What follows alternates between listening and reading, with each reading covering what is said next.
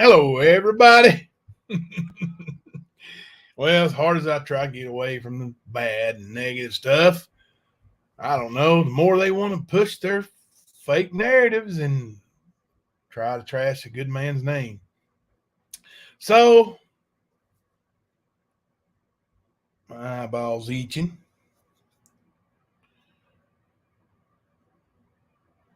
Okay, Sandy says, I'll check it. Yeah, hit that like button. We're gonna have some fun right now. We're gonna have some fun. I'm gonna read off some stuff, but let's maybe wait and see if somebody comes in. If anybody knows Jason Ludwig, please invite him to the show. Today's episode is all about him. Well, not all about him. First, I must say that when I got home from the morning ball games, I was directed to Mr. Bunny Hill's community page, to where Bunny Hill's posting images of his travels to whip Jimbo's ass. But upon further examination, Jimbo's moderators, who were monitoring the situation while I was coaching youth basketball, alerted Mr. Bunny Hill to the fact that those pictures were Google images. Jamie, you Googled pictures to make it look like you were actually going to meet me? Why? Why don't you just get on your motorcycle and scurry on up here and meet me? You got the gas money, don't you? So if you don't want to come, just say it, dude. Just say it. Like, it's okay. It's okay to be a coward. Like, nobody's going to hate on you. I mean, you're not the king of the streets no more. That's obvious. But yeah, the Google Traveler. That's his new name, I guess. Google images of traveling on the interstate in Knoxville. Man, that's good stuff. That's good stuff. Why would you do that? Were you hoping somebody would throw you some Cash App for gas money because you were coming to whip me? So funny. So funny. Yeah, let's see if Mr. Ludwig pops up. Jason, are you here? Now, this is a chat where you have to be a subscriber to actually chat. So, Ludwig, if you're watching, maybe you can tell somebody to let me know that you're here. Oh, Jamie don't have a driver's license?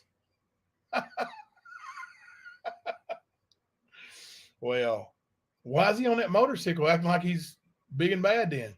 Why is he jumping in his truck driving over to the hemp cafe when he knows Ernie and them aren't there? Like when I went to go confront Ernie, I knew where he was. And I showed up and I saw him face to face. You pull up in an empty parking lot and act like you're looking for somebody. Dude, come on, man. I didn't make it to Hooters. Honestly, I'm going to be honest. I didn't make it to Hooters. The games that we were going to play got canceled. Early morning games. Just some issues happened. Jason Ludwig stated earlier that he was MGL's nephew. I doubt it. I don't know. He may have said that, but I doubt it. I don't know. But it's possible. It's possible. Possible. I don't know. For a 39-year-old man, though, I don't know. I don't know how old she is, but, and it's possible, actually, in situations for a nephew to be older than an aunt, but I don't know. But anyway, well, let's just talk about Mr. Ludwig then, since he's not here. Sorry, buddy. I don't know if you unsubscribed. We got some no caller IDs calling again now that we're on Facebook Live. YouTube Live. Oh, think we should answer it? No, we just let it ring. Actually, I'll answer it and just talk. They can sit there and listen. Maybe it's Ludwig. Is that you, Mr. Ludwig? Is that you? Can you hear me? So Jason got a big mouth. He likes to run that big mouth. Yeah, he's big old mouth. Let me turn your ringer off because you ain't going to stop. They're over on Bunny Hill's channel, Bunny Puss channel. I got you. Yeah. Well, maybe they can just stream it. Just stream it. And we'll all go over it together, Bunny Hill. All righty. Well, I'm going to read it, and then I'm going to share the screen for you guys to see. Let's just start with early on in his criminal career. This is probably why he's such a fan of Shelby Shell, because he's got a lot in common with Shelby. A whole lot in common. Well, just wait. You'll hear it.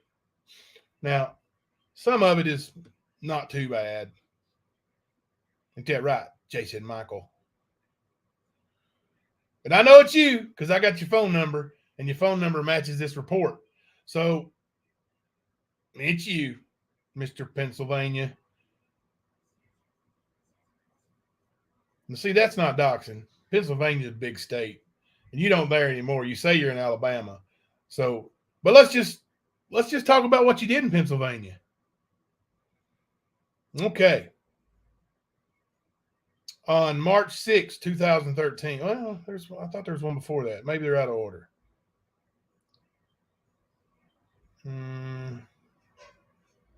Oh, gosh. It's got your vehicle on and everything. I'm not going to say that, though. That's not right. That's not right. But on March 13th, oh, no, there's one before it. February 20th, 2013. So 3 days or 2 days, whichever day it happened on, after your buddy committed murder, you entered a guilty plea. Now, it wasn't nothing big. Driving license suspended. And then there's some, court mumbo jumbo that I don't really understand, but hello, not taking the jab. Yeah, it's a big collection of thugs over there, Sandy. That's the way it happens. Birds of the feather flock together.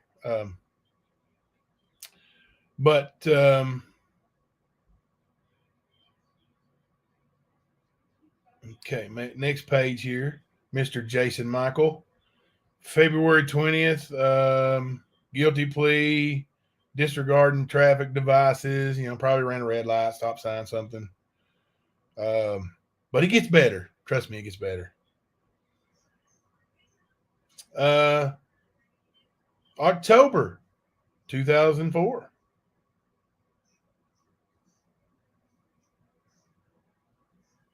Maybe we're going backwards. I don't know. Forgery. Unauthorized act in writing.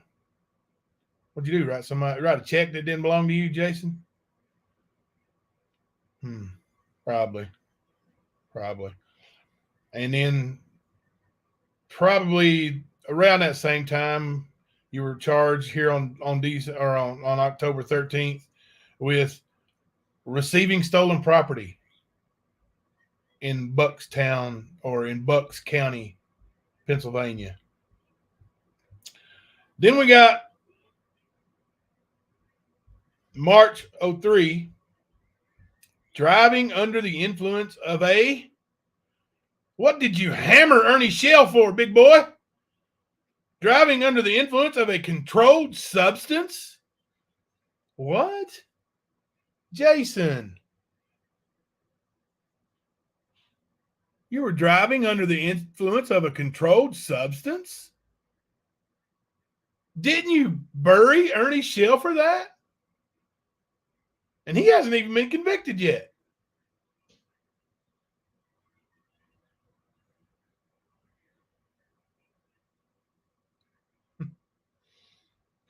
Yeah, I'm sorry. I'm not doxing. I don't know not taking a jab. I watched a little segment over there a while ago while they gave a theory on how I committed murder. So yeah, I'm just gonna have to let this play out because this is factual. What they're doing is garbage. Oh, good to see you, Leslie, Harlan County girl. That's good. Good. I'm a Harlan County boy. I grew up, born and raised there. Proud of it.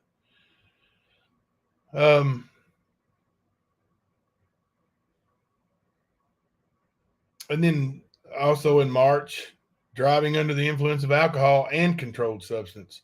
So you weren't just high on meds or whatever, meth, pills, whatever it was. You were also drinking. To me, getting under the wheel, yes, they're trying to implicate me in Ronnie King's murder. It's ridiculous. But to me, getting under the wheel of a vehicle under the influence, I mean, wow. And then you get on here with that holier than thou. Like, I want to talk to Ernie Shell. The first time you were on my panel, you was pacing back and forth, pacing back and forth, pacing back and forth. Like you really had something to say to Ernie Shell. Are you better than Ernie? Are you better than Shelby? Because, wait, these charges get much better.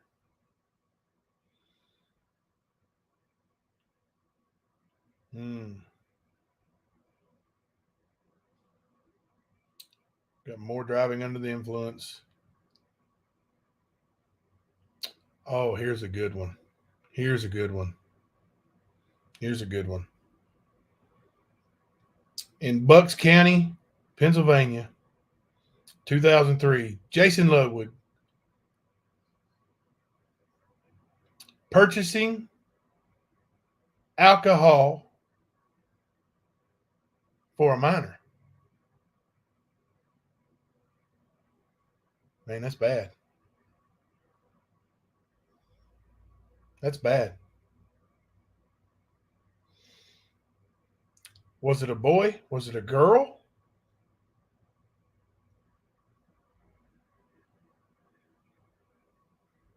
Why would you do that?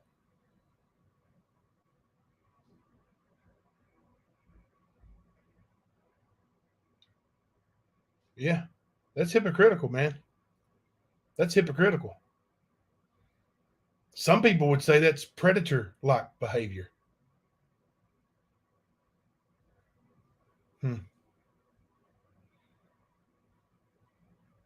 Disorderly conduct. Engaging in fighting. Public drunkenness and similar misconduct. All these are guilty pleas, by the way, just like Shelby. Did you get a lesser sentence to plead guilty, or did you just know you were guilty and plead guilty? Okay, Blue Moon, I'm glad you're here listening. Thank you. And we're still going to have family night later where I'm not going over morons. But, you know, when you go live and you're going to come spire over there to try to make me look like a murderer, then I'm going to just have to find out what I can on you and tell the truth about you. Like you can tell the truth about me. I'll tell the truth about you. Deal? Oh, here's some good ones.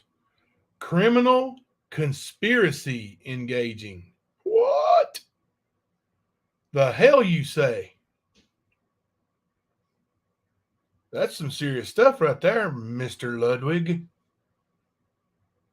Criminal conspiracy. Oh, wow. Winner, winner, chicken dinner right there, right? Receiving stolen property. Robbery. Shelby robs people too. Maybe that's why you're taking up for Shelby. Robbery. For real? Robbery?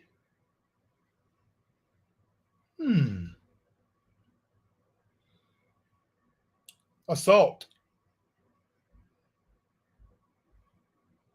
Theft by unlawful taking. Movable prop. If anybody knows what that is, let me know. Put it in the chat if you know what that is. It's Pennsylvania. Theft by unlawful taking. Movable prop. P-R-O-P. Yeah. Robbery. That's some serious stuff, right? And what about criminal conspiracy?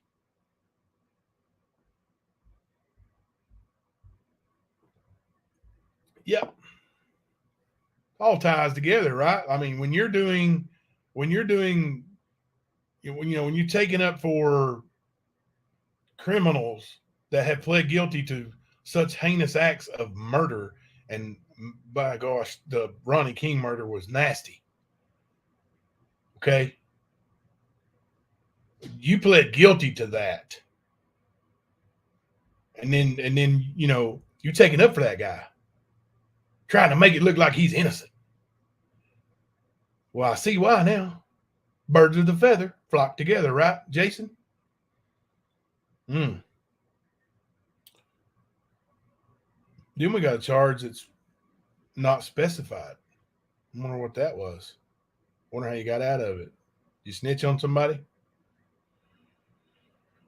Oh, goodness. Here we got all kinds of traffic stuff. Magisterial District Court moved to traffic status. Offense list updated. Disregarding traffic devices. Sounds like you're running red lights a lot, too. You get drunk and high and you run red lights, you're going to kill somebody, son. You're going to kill somebody, son. Then you'll be just like Shelby, taking somebody's life. Yep. I got receipts. That's legit. That's legit, baby. That's you, ain't it, Jason? That's you, ain't it, Jason? You gonna own it? You gonna admit that you're a piece of garbage that gave alcohol to a minor and you get drunk and high and run red lights? Oh, caller ID's going crazy. I'm getting no caller ID, no caller ID, no caller ID. I'm busy, guys. Quit calling me right now. I'm telling the truth about Jason Ludwig. Quit calling me. Would you? Leave me one of them nasty voicemails threatening me again. Unauthorized use of a motor vehicle. Did you steal somebody's car? Hello, shits and giggles. How are you? Yeah, I don't accuse. I only bring what I know. Like I could stoop to that level and call name, and I did call names. I did stoop to that level, but I can make up stuff, but I'm not going to. Well, as soon as I saw this, I'm like, woo, let's go live and talk about it. Mr. Ludwig loves to talk bad about me. Over in that chat, everybody, he's running around on everybody's chat, talking about Jimbo, how he's killing people. Well, hell. What's this, Ludwig? Retail theft. Retail theft. So you're a thief, a drug addict, which is okay. You can get help. An alcoholic, which is okay. You can get help. My dad never could. Maybe you can. Disorderly conduct, engaging in fighting. Again, sounds like you like to fight. I bet if I challenge you to a fight, you'd show up, wouldn't you? I better not do that. Harassment. Subject other to physical contact. Harassment. That sounds familiar. assault. You like to hit people, don't you? So you're a thief, a liar, con man. I might have something on movable theft or movable. Let's see. You can be charged with movable theft under Pennsylvania law if you unlawfully take movable property. Oh, that's what prop means, I guess. Property. To exercise control over it with the intent to deprive the owner. Movable property includes items such as jewelry and electronics. Property. So you stole. You're just a big old thief. Thank you. That was one of my wonderful, wonderful subscribers, moderators. We are on top of it tonight. Thank you so much. Now I know what prop means. And that charge is on here several times. By the way, movable property. So you stole from somebody. A liar, a thief, a con man, a bully. There's domestic assault on here too.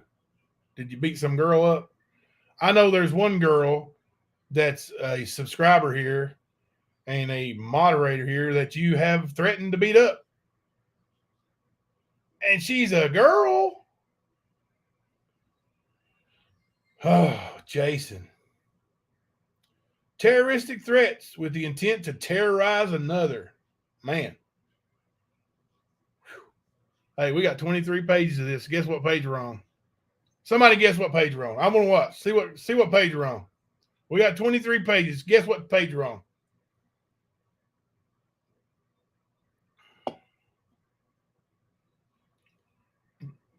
Somebody really wants to get a hold of me. Look at that. No caller ID. Think they're going to stop? No, we're actually on page 12. We're on page 12. Sorry. Let me just hang up on them. Oh, escape. Man, you just keep piling them on, don't you, Ludwig? I bet you're going to show up at my address to whoop my ass, ain't you? Jamie, put it up there for everybody to see. I bet you're going to show up. Boy, I'm scared. Golly, please don't come up here and whip me. Receiving stolen property, which means you pleaded down because you stole something, and receiving stolen property is less than. Jimbo, tell Ernie who not today is, please. No. Actually, I'm 100% positive Ernie knows who not today is.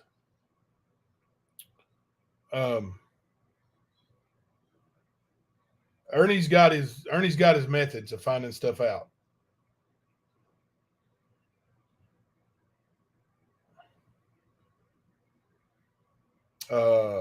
Where was I at? Oh, disorderly conduct. Hazardous physical offense. Wonder what that means. Disorderly conduct, hazardous physical offense. Jason is in whose chat?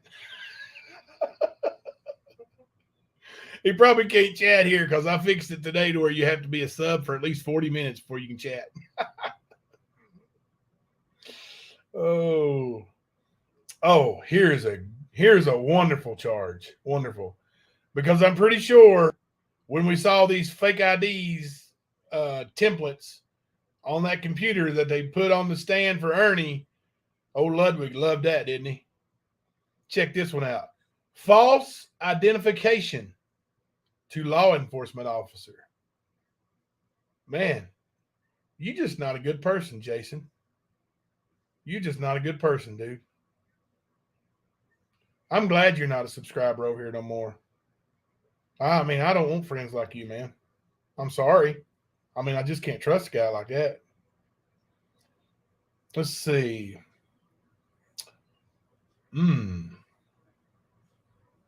I should have Googled this and see what all this means. Maybe somebody will look it up for me. It's the initials INT and then possession, controlled substance by person, not REG. So maybe that's some kind of possession of a controlled substance by a person that it's not registered to. Did you have some pills that didn't belong to you, Ludwig? Is that what it was? You a pain pill guy? And listen, I know that, look, there's 172 people in here. What are the chances that somebody in here is not an addict or has been an addict? There's nothing wrong with being an addict, or especially, you're harming yourself more than anything, and you know that. It's getting help. If Ludwig got help and he's clean, good for him. But he's a hypocrite. He's a hypocrite because he talks trash about everybody. Acts like he's holier than thou. So when I talk about his charges, please do not be offended. I don't mean any offense towards anybody except for Jason Ludwig. I'm just reading his charges, and I'm flabbergasted by them. Obstruction, administration of law enforcement or other government function. Obstruction. Man, you got conspiracy, obstruction, escape, robbery, drugs, DUI, running red lights and while under the influence and contributing to the delinquency of a minor. Predator material right there. What's wrong with you, dude? How can you jump on here and act like you're holier than thou? How can you do that? Man, if I were you, I'd scurry on in the first little hole I came to and stay away from YouTube, because you have been outed, boy. Now, you can make up all the, thank you, sir. Not registered intent to sell. So you were selling drugs. So you're a drug dealer as well.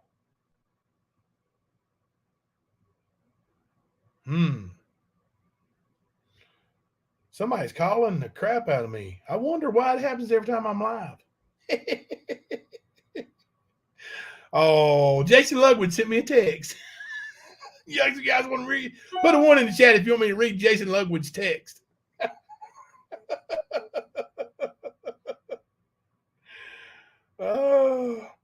Oh, and they're doxing me again. They're putting my address and my phone number up over there. I'm going to strike him for that. Let me read Jason's text. Oh, God. You're an effing clown. You ain't saying anything that's not already public information. No crap, Sherlock. I'm reading it off. It's public, all right. You idiot. I threatened that girl's boyfriend when I robbed him. You're just as bad as Ernie. You're a scumbag piece of ass. I'm the scumbag? Have you been listening? A guy like that calls me a scumbag. I really feel bad. Yeah, and he parties with little kids. Oh, baby. Yeah, I'm a scumbag, Jason. Oh, let me text you back. Tell him to keep on listening. Keep listening. There's more. Oh, yeah. All right. So now we're down here to, let's see. Let's see what page we're on. I don't know what page we're on. We're getting close to the end. Sorry. It's been so fun. He is a predator. He is definitely a predator. Use, possession of drug paraphernalia. Oh, so you're hitting that pipe again. That's all right. And here's another one that's not specified. Probably where you, oh, he's calling me. You guys think I should answer?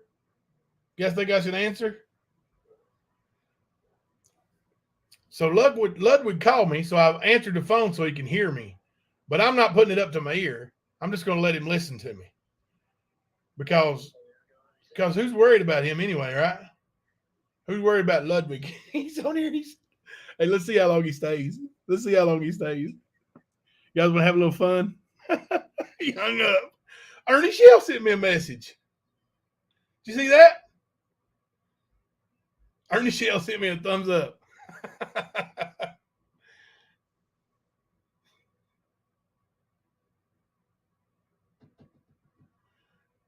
Ludwig's calling me again.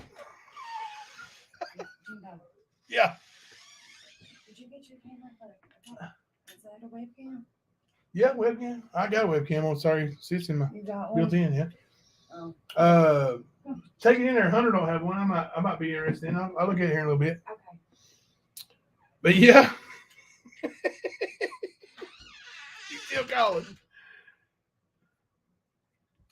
Well, hell, Jason, I answered the phone. You there? You there, Jason? Hey, Jason, can you hear me?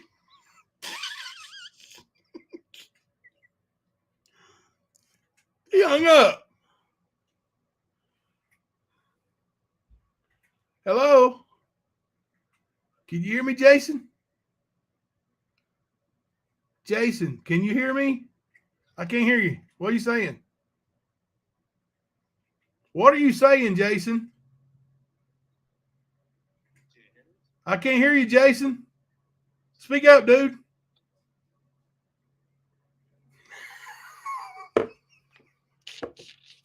I'll let him call a few more times and I'll block his number. I needed that today. I mean, I know it probably wasn't exactly cool of me, but I needed it. I'm sorry. I needed to have a little fun today. Oh, I'm a stone cold P word, he says.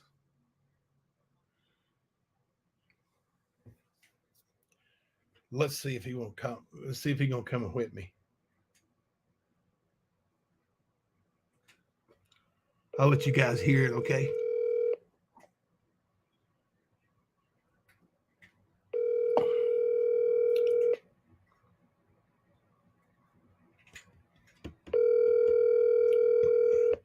Stone cold P word. I guess I'm not gonna answer the phone now.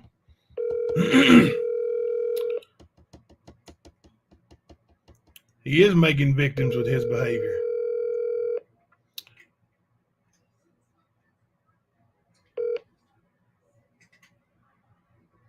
Please leave your message for. Oh, he calling me back. Me in and accept. Hello, Mr. Ludwig. How are you today, buddy?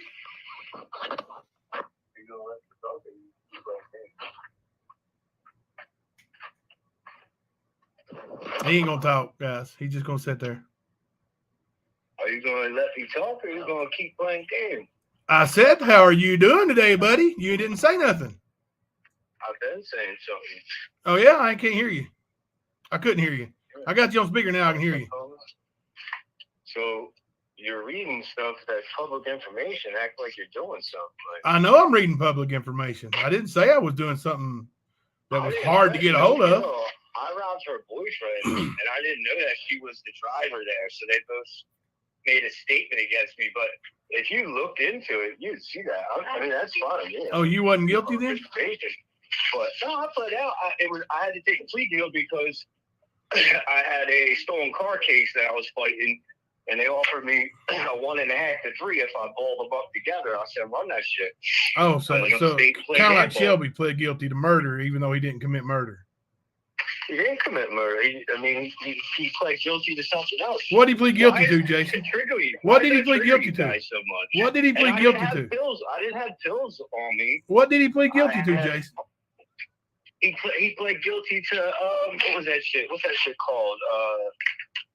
What was that shit called, man? It's different down there than it is up here. Is it?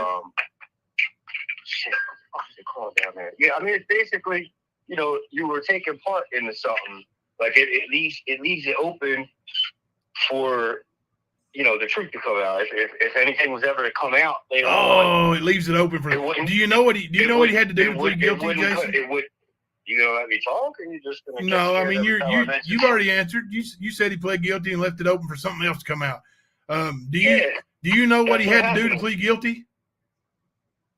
Do I know? Yeah, I'm going to tell you. Do you know? You look. In You already know why. See, this is in the funny state thing. of Kentucky, A couple weeks ago, in you the were state all of about Shelby. in and what he pled- in you the even state said of yourself- Kentucky, You said it yourself. in the You said state it of yourself that Kentucky, he pled guilty to something that isn't murder. You said it on your own in show, the Jimbo. in the state of Kentucky, in the state of Kentucky, in the state of Kentucky, in the state of Kentucky, when you plead guilty, you must stand in front of the judge and tell that judge what you did. I did hang up on him. In the state of Kentucky, when you plead guilty, so Shelby Lee Shell, when he pled guilty, he had to stand in front of that judge and he had to tell that judge, Judge, this is what I did. And that judge, who is the same judge who presided over his murder trial, could accept that plea deal, accept his story, or he could say, nope, not good enough. You're going to trial. Okay. Shelby Lee Shell stood up there and told him what he did to Ronnie King, just like he told me what he did to Ronnie King. Do you understand that, Ludwig? Do you understand that? Yes, it should be recorded. I'm going this week to Harlan because it's the same judge, the same circuit court. I'm going to find that case. I'm going to find where he pled guilty, and we're going to play it right here on the stand. How about that? Put a one in the chat if you want to hear that guilty plea from Shelby Shell.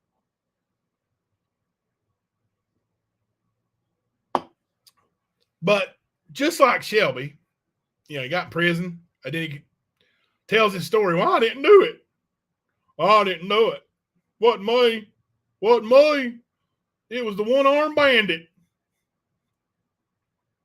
Nope, wasn't the one-armed bandit. It was Shelby Lee Shell. And I heard Coward of the County's little story there a while ago that he come up with about Kevin Dixon.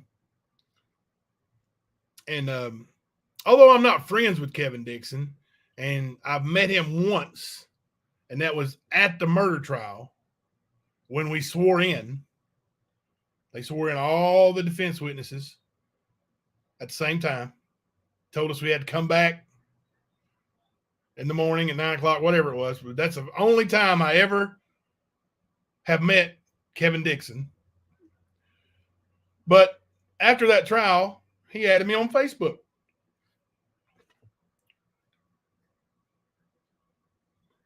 Just let me check something right quick. Anybody know how you go and find out how many friends you got on Facebook? See my profile. I've got nearly 3,000 friends on Facebook. Do you think I hang out with all of them? Do you think I know them all? Do you think I write with them all? Do you think we have dinner together? We hang out? We throw horseshoes? We shoot basketball? No. We had that murder trial in common. He sent me a friend request. I accepted. End of story. And today, I sent him a message. That message was the video clip of Jamie telling how they call me no caller ID. What? These people just won't stop, will they? They think I'm going to answer it.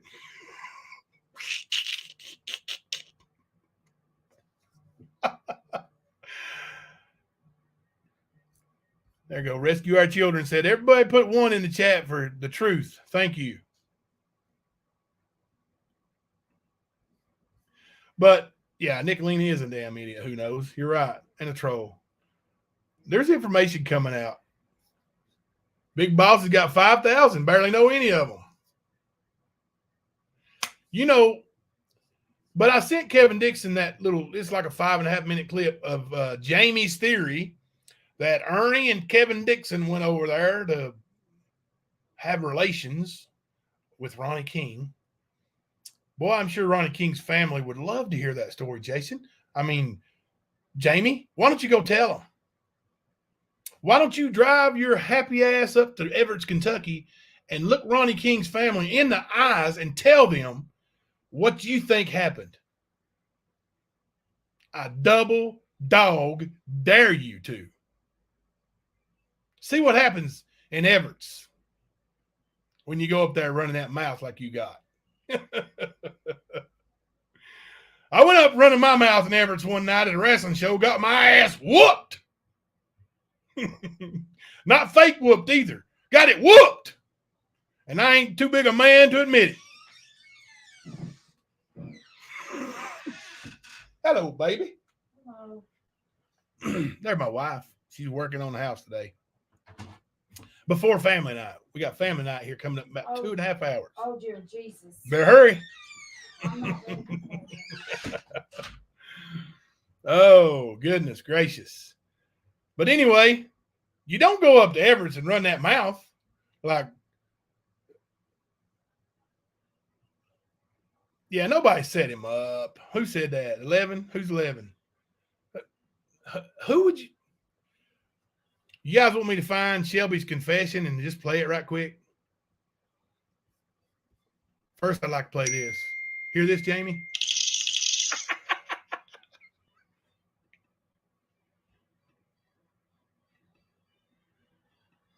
What crap? There it is. What was that, Jamie? It's Cash App. Oh, Jamie, you crack me up. Gang, gang, right, Jamie? Well, I was going to show you that report, but Jason Ludwig told y'all that was all true. So he's a scumbag who parties with little kids and gets high and drunk and runs red lights and just treats people like garbage, you know, robs people, burglarizes people, just an evil man. I sure hope he don't find me at that address Jamie's posting. I sure hope he don't find me. Let's see me find this trial here. Let's see. 32, 22. Let's see. 9, 13, 12, 10, 51. All right, let's see. We'll play this little confession of Shelby. And you tell me if a mentally, forgive me for lack of better terms, but they say intellectually disabled, which used to mean, before it was politically incorrect, what they would call mentally retarded. So this mentally handicapped man is going to remember this story word for word for word for word, 12 hours apart, and tell the story the exact same way 2 times. Word for word. And sound this convincing. Like he deserves an Oscar. If he's acting, he deserves an Oscar. Let's see. I went too far. Hang on a second. Let's see.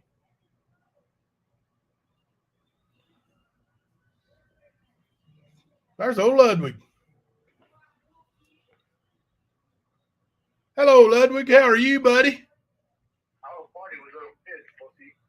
I can't hear you.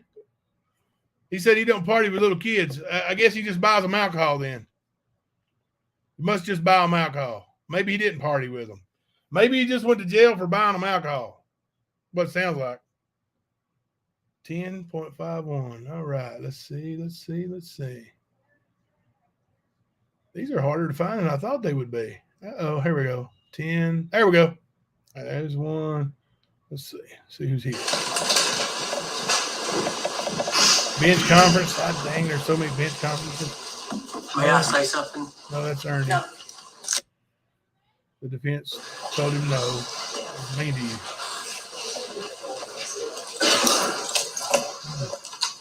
No caller ID. Go away, Jamie.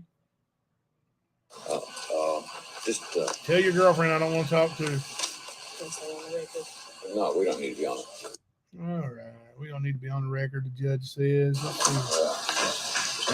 Oh, Ludwig's calling again. Take us off the record. Maybe he wants to explain why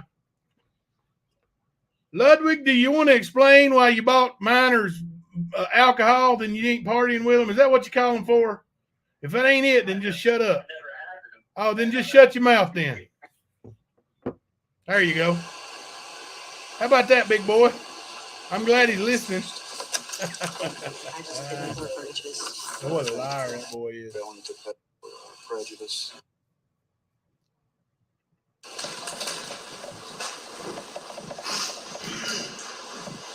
We're getting ready to listen to Shelby's confession. You gonna listen, Ludwig? You gonna listen, Ludwig? Ludwig? May I say something? Ludwig? You gonna listen, Ludwig?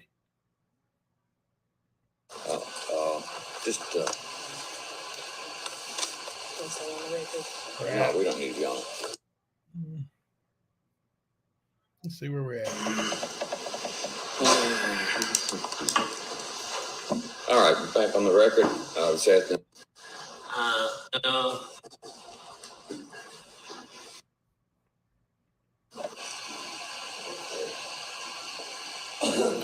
Oh, boys, and defense attorneys always want bench conferences. Yeah, hang out, old Levis. Ransom apartments. How you did. Recall. Here you go. We'll let you hear my whole testimony. Can y'all hear this? Hang on a second. Years before Put a that, one in the chat so you can hear it. Probably 15. Period. Time spot.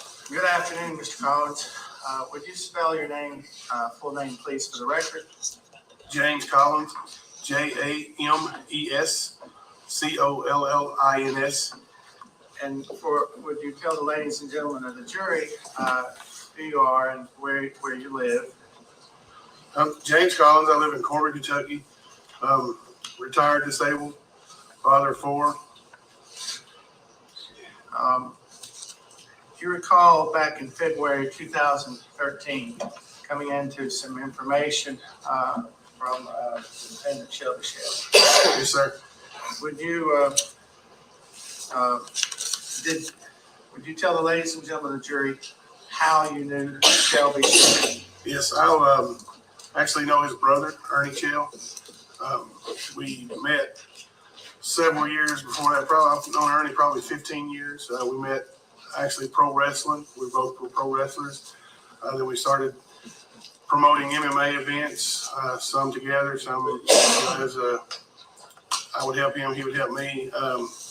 We formed a friendship over the years, and that's how I met his brother Shelby. Shelby is Ernie introduced us. Shelby fought on one of my events a long time ago, probably in the early 2000s. I don't even recall. What do you mean Shelby fought on one of your He was an MMA participant. So, some of us may not know exactly what MMA is. He was a mixed martial arts participant, in like cage fighting. But, like I said, I didn't really meet him then. He signed up and fought. There's been, several hundred men that have fought for me that I don't, didn't know on a personal level. In what area? Where would you put on these? Yes, prime time. I did. I'm gonna reach out to him too. I've promoted events all over Kentucky, and Tennessee, and Ohio. And then there was, I guess, you say you got to know him again in 2013. Yes, actually, it was probably in 2012, late 2012. I remember it was around Thanksgiving. Ernie had brought Shelby over to my house and introduced him to me and my family and my mother. And Shelby had started coming around with Ernie then, and he was looking for work and whatnot, things like that. So I hired him to do some jobs and let him work around my house some, and I actually loaned him money a couple times. So, and then, in February 2013 is when he borrowed money from me. I remember, and then I actually had him and Ernie both came over and they helped me move some furniture. You mentioned you were disabled. You said you had a disability. Yes, I am disabled. My back and neck. I've got full disability on my back and neck. I've been disabled since 2008. So you hired him to move some furniture at your home. I did. Ernie and Shelby both came over. I don't remember what I paid them. I know I gave them some money. This be after Christmas, January, February, or? This would have been in February. And anyway,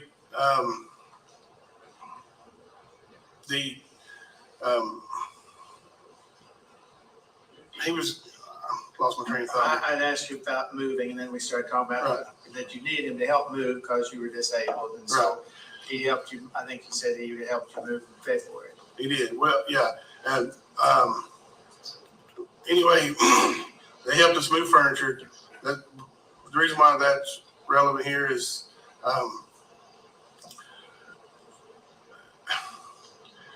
one night, I don't remember the day, I know it was in February.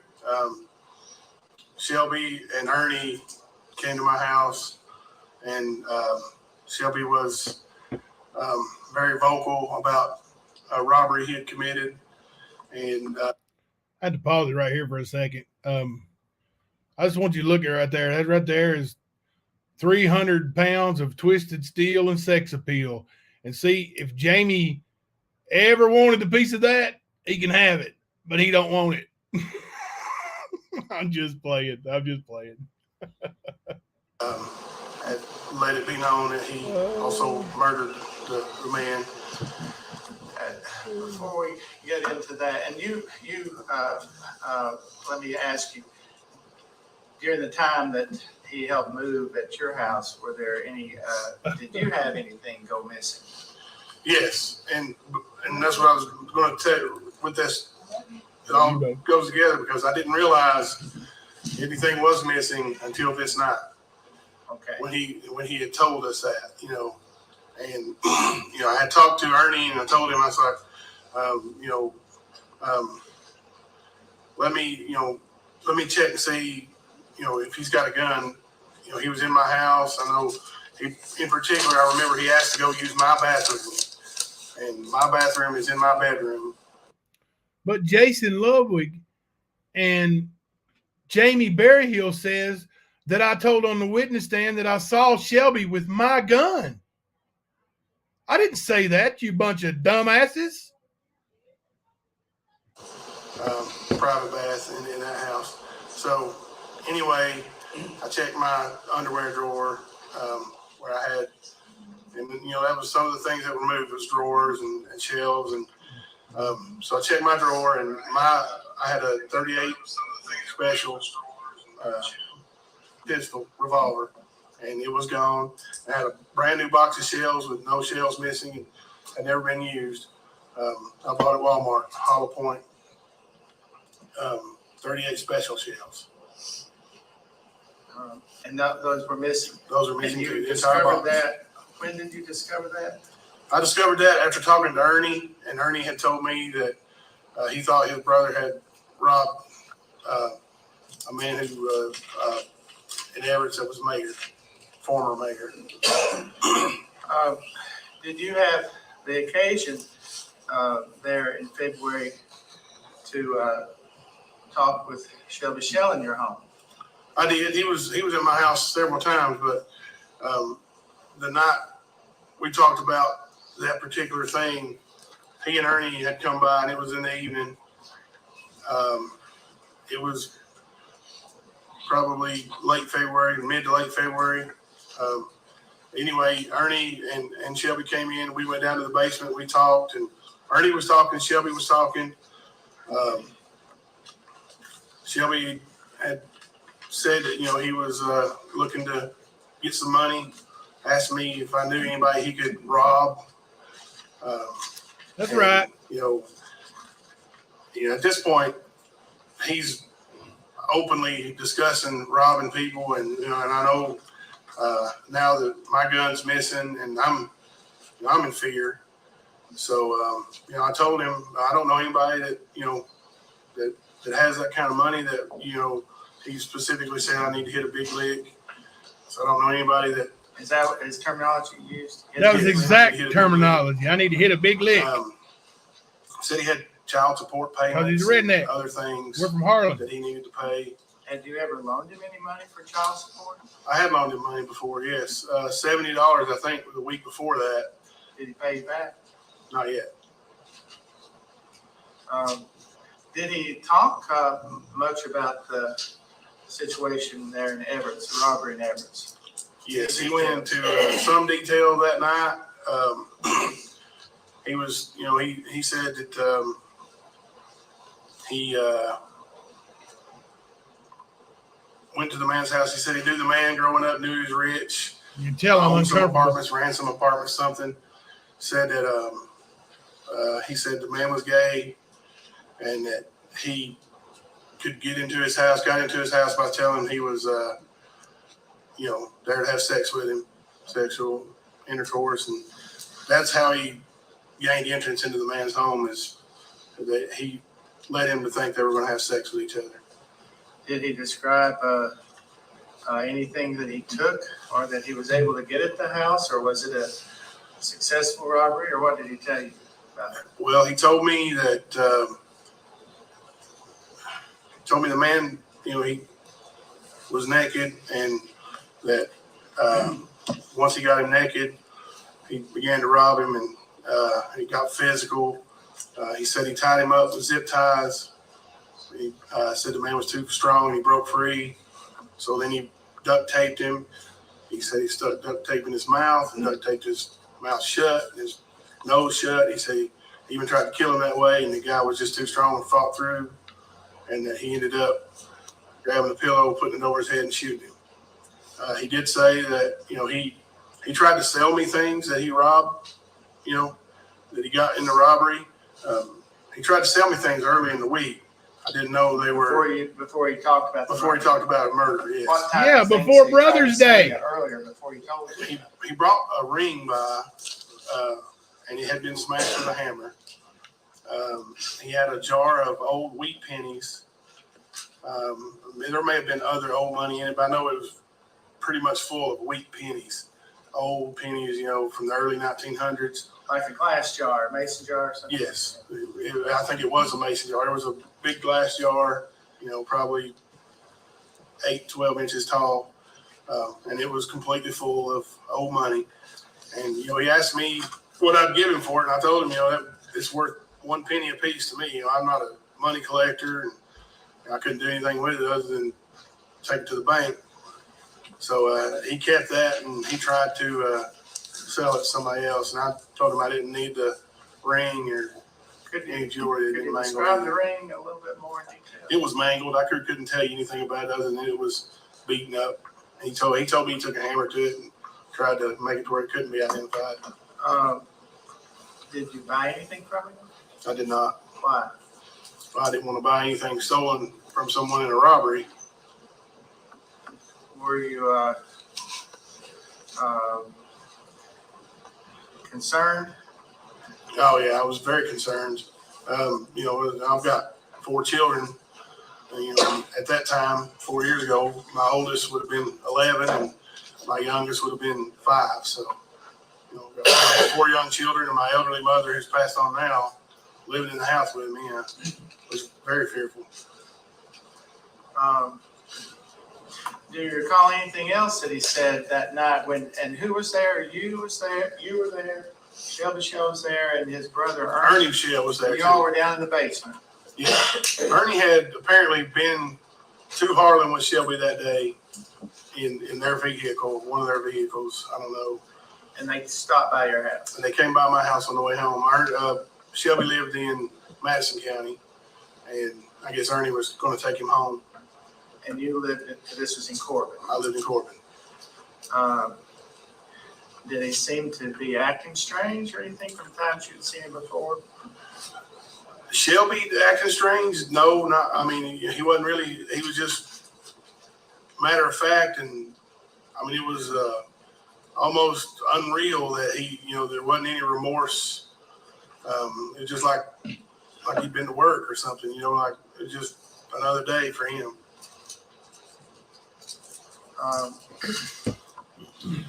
Was he secretive about it when he talked to you? Or did Not he say secretive not at to all. tell anybody, or tell anybody you'll be sorry or anything like that?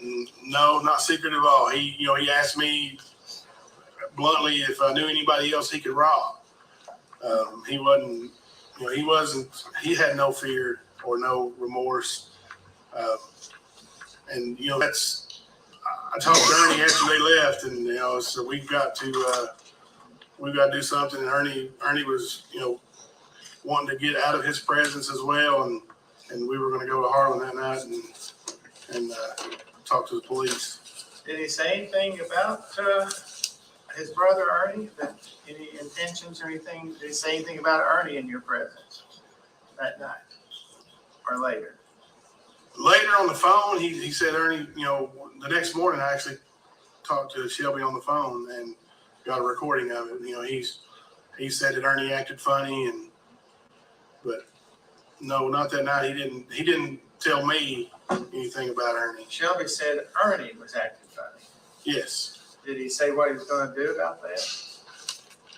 I don't recall him saying anything to me about that. Bald head was itching. Had to scratch it. So you talked to Ernie and you all were concerned. Is that what you're telling the jury? Yes, we were definitely concerned, and Ernie returned to my house. All right, let me address something right quick. Country girl, many people have many different opinions. Some people here at this channel do think Ernie was involved. Some people don't think Ernie was involved. It's a free country. People are going to think what they want to think. Like, I can't control, you know, there's 200 some people in chat. I think I can't control who thinks what. Like, you can think what you want to think. You can put your opinion in, just, you know, be respectful about it. And as long as it's respectful, it'll be left alone.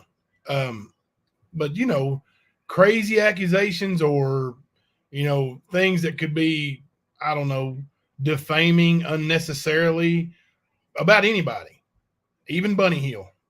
Like, you know, that's not what we do here. They do it everywhere else. Well, not everywhere else. I take that back. Not everywhere else, but they do it. You know, a lot of places, that's the way they do it. But yeah, that's not, respect does go a long way, Hakuna Matata. And that, you know, that's what we try to do. You know, if you can be respectful, let's just be respectful, and we can all have our own opinion. Like I said, I'm reserving my final opinion until after I see the entire trial. And once I see the entire trial and I watch it with everybody with an open mind, I'm going to give you what I really think. I'm going to tell you what I really think. I know Shelby killed Ronnie King, but I will give you my opinion on whether I think somebody else was involved and who I might think it was. So we will go over that at the end of the trial. And we're actually also going to have a mock jury and see what we come up with. Later that night, and we discussed it and everything, and we went to Harlan County. We left Corbin, went to Harlan County, and That met night. with Very night. Yes, sir. Very night after he was there telling me what he'd done. Yes, sir. And we met with Detective Cornett and Detective Cornett here to see yes, sir, Detective Cornett and yeah, it was the sheriff of Harlan County at that point. If you said his name, I'd know it. I can't remember his name. That's okay. It's We met with Detective Cornett yes, and with the sheriff of Harlan County. The sheriff of Harlan County. yes, both were present. You all had reached. Marvin Lipford. And so I don't want to put words in your Right, I understand. And so did you give a statement to Detective Cornett? I did. When you gave your statement, was anyone else present? Only Marvin Lipford. We took The Ernie sheriff? and I gave separate statements. So you didn't. Your story was your story, and you were questioned individually, and Ernie was questioned individually. Is that what you're Absolutely. saying? Absolutely. You said it was after midnight, I would say it was after midnight. Yes, sir. 1 a.m. or something like that. Yes. In that, given that statement, and when you were cooperating with the police, with trying to try to keep from anything else happening, did you have any other concerns? Anything that that Shelby had told you about killing any other people? Actually, Shelby had bragged about killing 9 people to me. He said, it's easy for him. He gets a thrill out of it. I didn't really, I didn't believe that. I don't understand that. So that's part of my non-belief. But When he was telling you about killing Ronnie King, did he seem to be getting a thrill out of telling you that? yes, he was very excited. He was, and I would say, amped up. You know, he was, you know, moving around, and you know, he was very excited. So you, as soon as you can, you go to Harlan and contact law enforcement. Yes, and we both give our statements, and during our statement, now I told Detective Cornett that night, you know, Shelby was very open, and I'm sure I could get a tape recorder and ask him about it. He would be very open again. I was positive of that. Did you get a tape recorder? Yes, sir. I damn sure did. Shelby Shell when he called you? Yes, sir. And did you give that conversation, that tape and that recorder to Detective Cornett? Yes, sir. As soon as I hung up the phone with Shelby and the recording was complete, I called Detective Cornett, told him I had the tape, and Detective Cornett immediately came from Harlan through Corbin and picked up the cassette. Him and another lady, a state trooper. Your Honor, if I may, I'm going to ask the evidence officer with the evidence to look in the evidence for the tape recorder and the recording.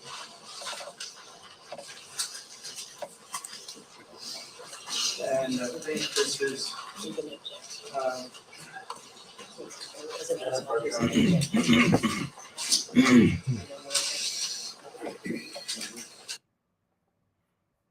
Well, poop. I got to look up another file. I thought that was all on the same file. Hang on a second. Hang on just a second.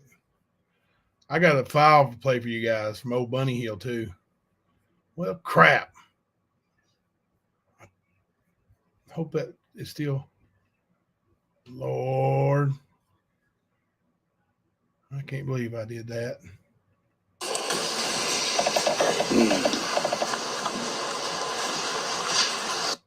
I do not recall. Come on up here. Another bench conference. Goodness gracious. People. Your Honor, I just want to put on the record a general objection. All right, be seated, folks. Anything to report back? Okay. All right. Where were we at? I almost forgot what. I almost forgot where we was at too, Judge. Hang on a second. Oh my goodness. I can't believe I did that. Yeah, Jamie said some vile things earlier. I'm going to share a video of Jamie here in a few minutes. You guys are going to love it. You guys are going to love it. All right. Go ahead. The jury is to ignore the question about it. Too far. So many bench conferences. Good God.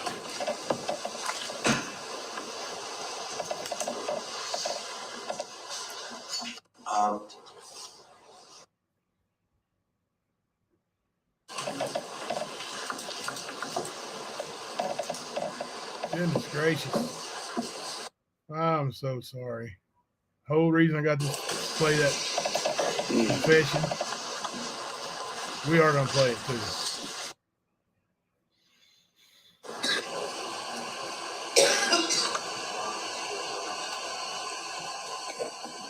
$10, 26, 17. Hang on.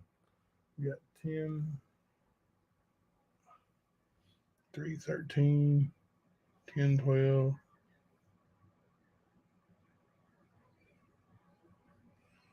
Go ahead and get on the record when you're ready. Okay, we're on the record this morning, and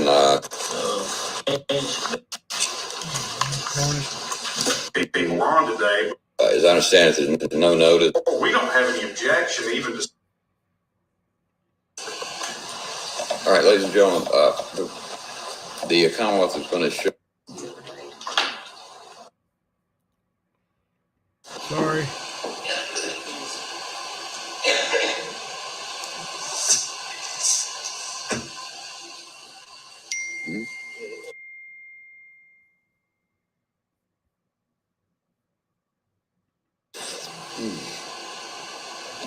So many gosh darn bench conferences.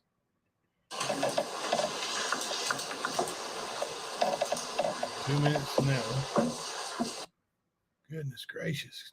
Texas Hornet talks a lot. But those are different handwritings, aren't they?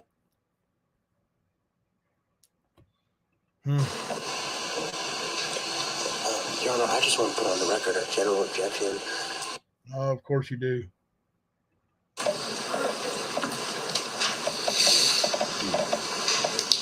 Two minutes.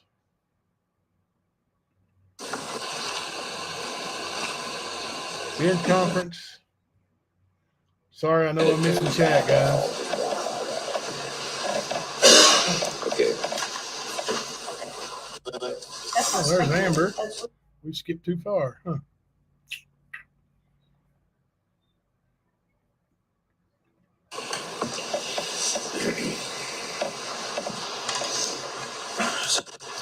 Here we go. Do the man The occasion, look later on the Now we're getting somewhere.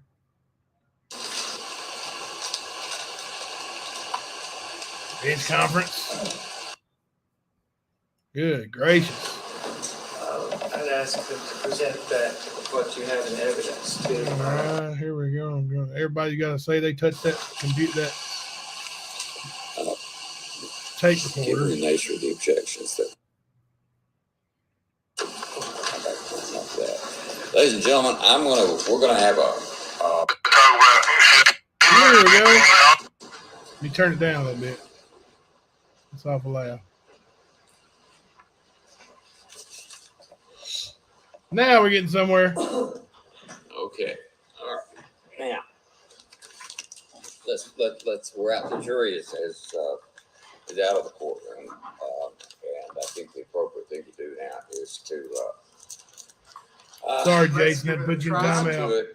Listen to it outside the presence of the jury, and see if it can be authenticated from. Can you guys hear that? Appreciate it. Thank you.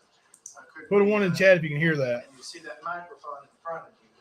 You have to be careful about getting it close enough or not too close. It's going to get a little bit louder. Too far away, but let's try to see where we get the best play on that recording.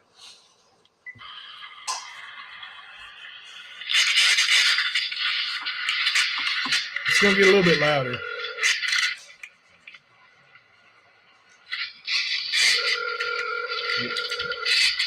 The phone's ringing and you're turning it on.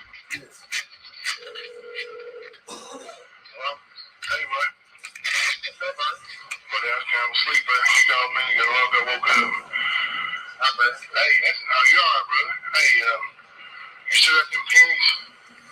Yeah. All right, cool. Yeah, bring them. I'll buy them. What do you want for them? The gas money, Don. Hey. All right. Let's go. Yeah. Hey, what time you gonna come down? When the running get up, man, you need to start telling them. You know, we catch them up. You know, we hear them holler. Yeah. They mama that. They got some getting. Hey, let me ask you a question. Between me and you, Ernie called me last night and drove my trip. You guys left? He called me at 3 o'clock last night. Yeah, did you tell him that you went up there and killed that dude? Yeah, he knows it.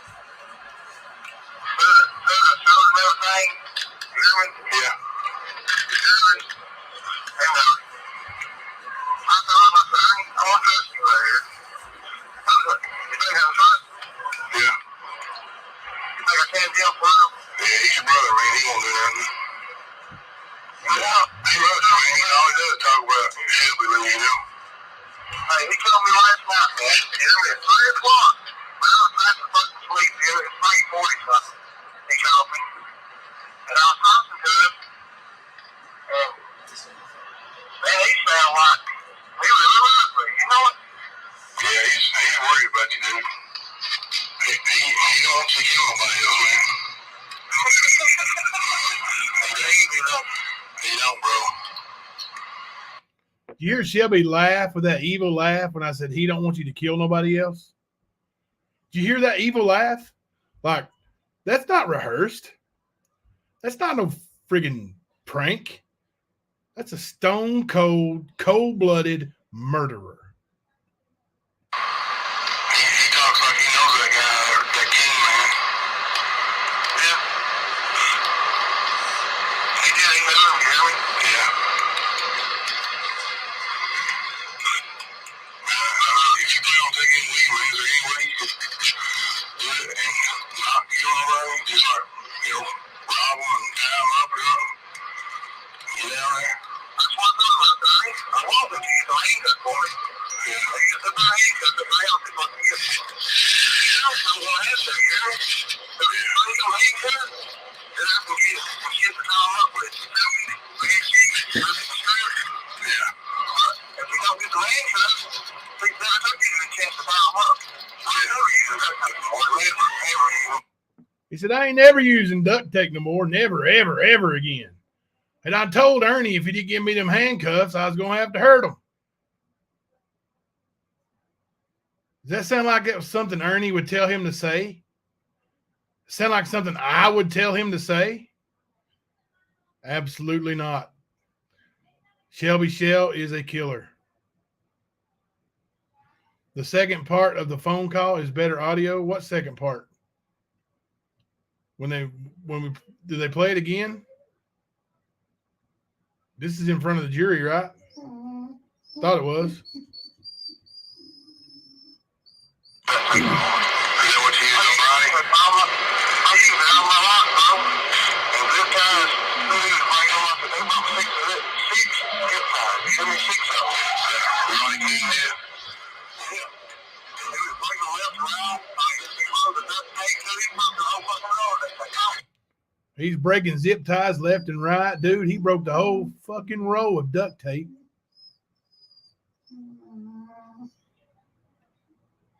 See how he got it? You can see him going so much, you feel me? Yeah. And I just looked, and he was getting out the ground when I come in there, and there was probably something on the corner. I just wanted to kick him right in the face, and he stupid son of a bitch. And after that, I was looking for a neighbor or something, you know what I'm saying? You know real quiet with? Yeah. And that started just taking his mail, and he was fucking nose and shit up. Dude, he just started fucking, that adrenaline hit, bro. And he was, I ain't never seen him like that stuff, man. He didn't really have no choice but kill him, did he?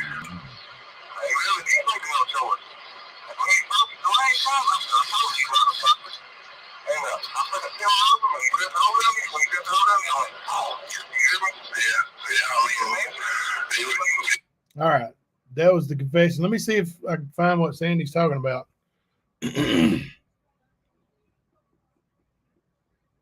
Maybe I did hear. Let's see. He talks like he knows that guy. Oh, yeah, it is better.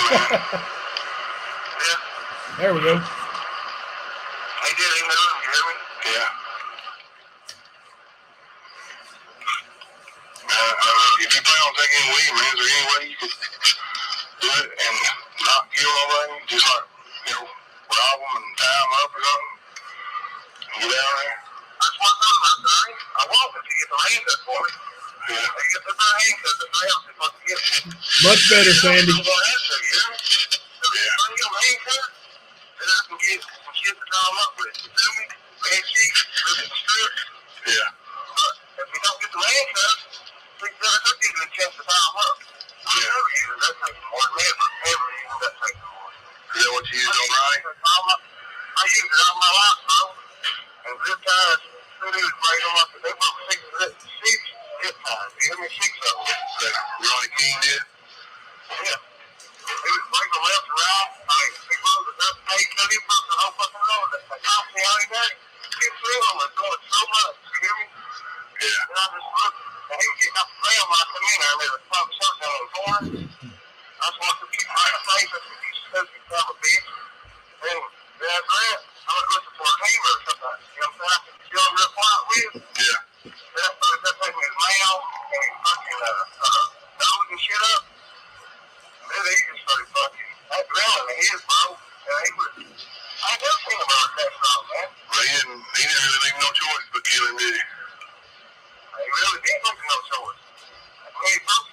I told you, motherfucker. And I put a pill on him, and he gripped hold of me. When he gripped hold of me, I went, oh, you hear me? Yeah, I mean, he would kill you, I guess, if you wouldn't kill him. Goddamn right. They didn't even have, I'm gonna say I'm proud of me, but they didn't even fight that fucking shit. I put it on him. I put a whole goddamn roll on him, bro. A whole roll, bro. You hear me? Yeah. And he broke it like he wasn't nothing. Hey, Ernie's calling me, man. Let me get that, and I'll call you back once that's up for later. All right, buddy. Bye-bye. Did you hear him call me Ronnie? I put a whole row on him, Ronnie. Yeah. That's the guy you want to get out of prison. Not today. What do you guys think? Just right quick. Put a 5 in the chat if you think not guilty. Put a 1 in the chat if you think Shelby Shell killed that man.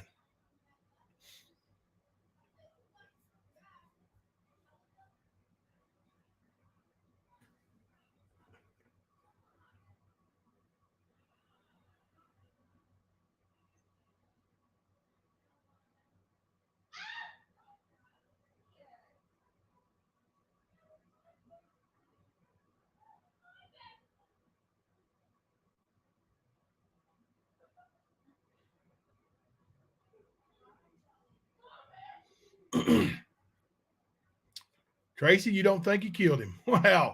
Wow. That's your opinion. Looks like the only one I see that says, I mean, I don't see how you can listen to that and think, yeah, he didn't kill him. But yeah. You are the oddball for sure. Hey, I'm getting ready to have a phone call here, guys. I'm getting ready to take a phone call, and I'm going to put it on speaker for you guys. They don't want their face on. But I'm going to call Mr. Kevin Dixon. He just sent me his phone number through a messenger text. I'm going to call him, put him on speaker. And if you guys got some questions, I'll ask. Keep it respectful. Like I said, he was cleared. Only Jamie's big fat ass thinks otherwise.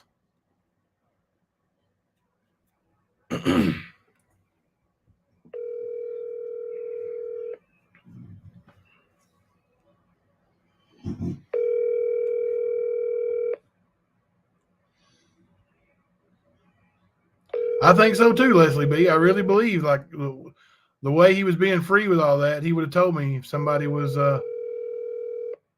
if somebody had, I'm sorry. he sent me the voicemail. I got voicemail.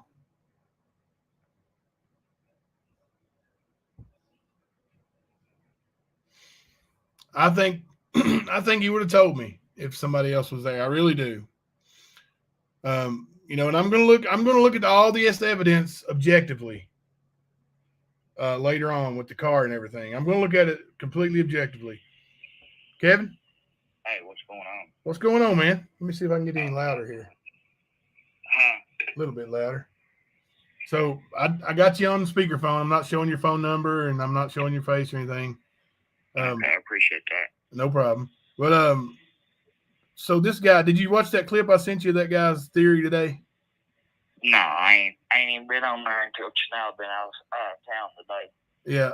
Well, this guy named Jamie Berryhill claims that you and Ernie went over to Ronnie King's house and to have some love sessions, and then decided to rob him, and that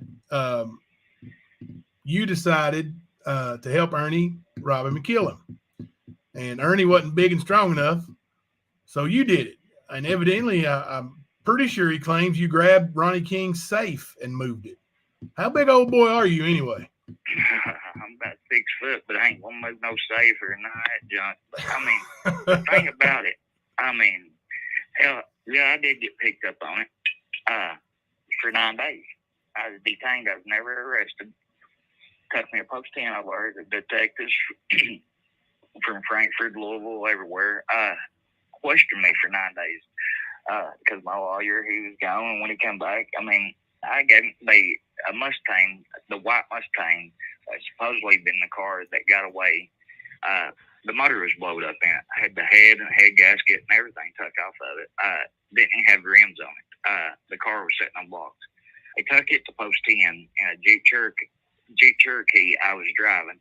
I took it to Post 10. Okay, I tore the cars all to pieces, cut the seat out, looking for or testing for smoke that's supposed to have been in the seat where the house was caught on fire.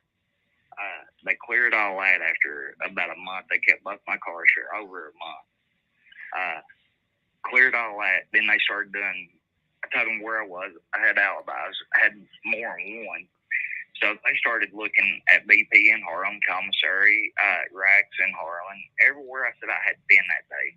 Walmart, they seen me on camera all day. Well, thing about it, I mean, up here in Everett, you can't keep shit somebody still, so I've always had cameras around my house. It showed me and this girl that she's passed away now. Me and her coming in about 9 o'clock that morning. And, I mean, the whole night, they looked at it. Nobody showed up at my house. I never did believe. The neighbor next door to me had cameras. They looked at hers. Nobody went through the driveway. None during the night. So, I mean, people saying they had me over. The funeral home even had tapes. My car was never over there. And I had only been back. I was living in Illinois at the time. I had only been back for less than 48 hours. And everybody said I was over weeks or days prior to it, weeks prior to it. I was in Illinois. And, I mean, I don't even know how I was brought into it.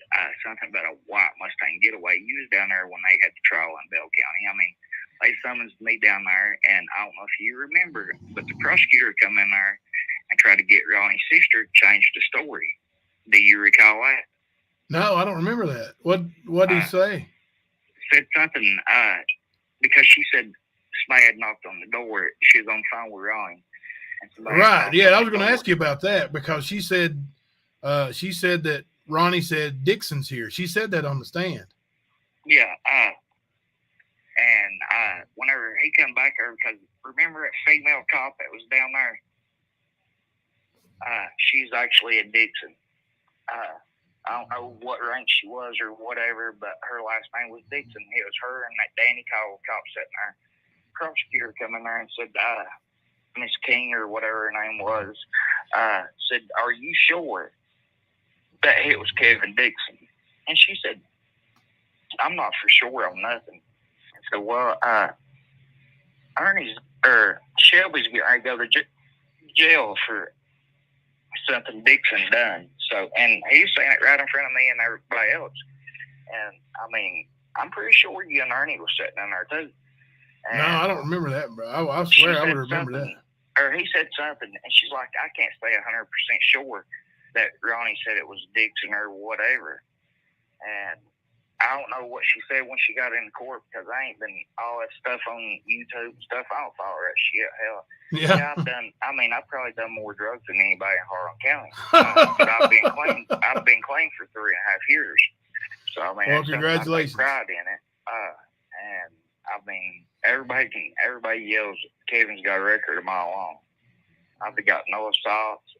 I've got no domestic, none of that junk. I mean, it's all been over drugs. I mean, petty shit.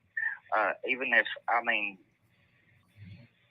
that's not my motive if something like that. I mean, I ain't going to kill nobody. I ain't going to rob nobody. I mean, might steal it in front of them back when I was on drugs, but I ain't going to kill nobody. And thing about it, I mean, the state knows it. They've offered me pretty good amount of money for me to drop this lawsuit. It's been going on since 2016, the lawsuit. And they tried to they started out $28,000.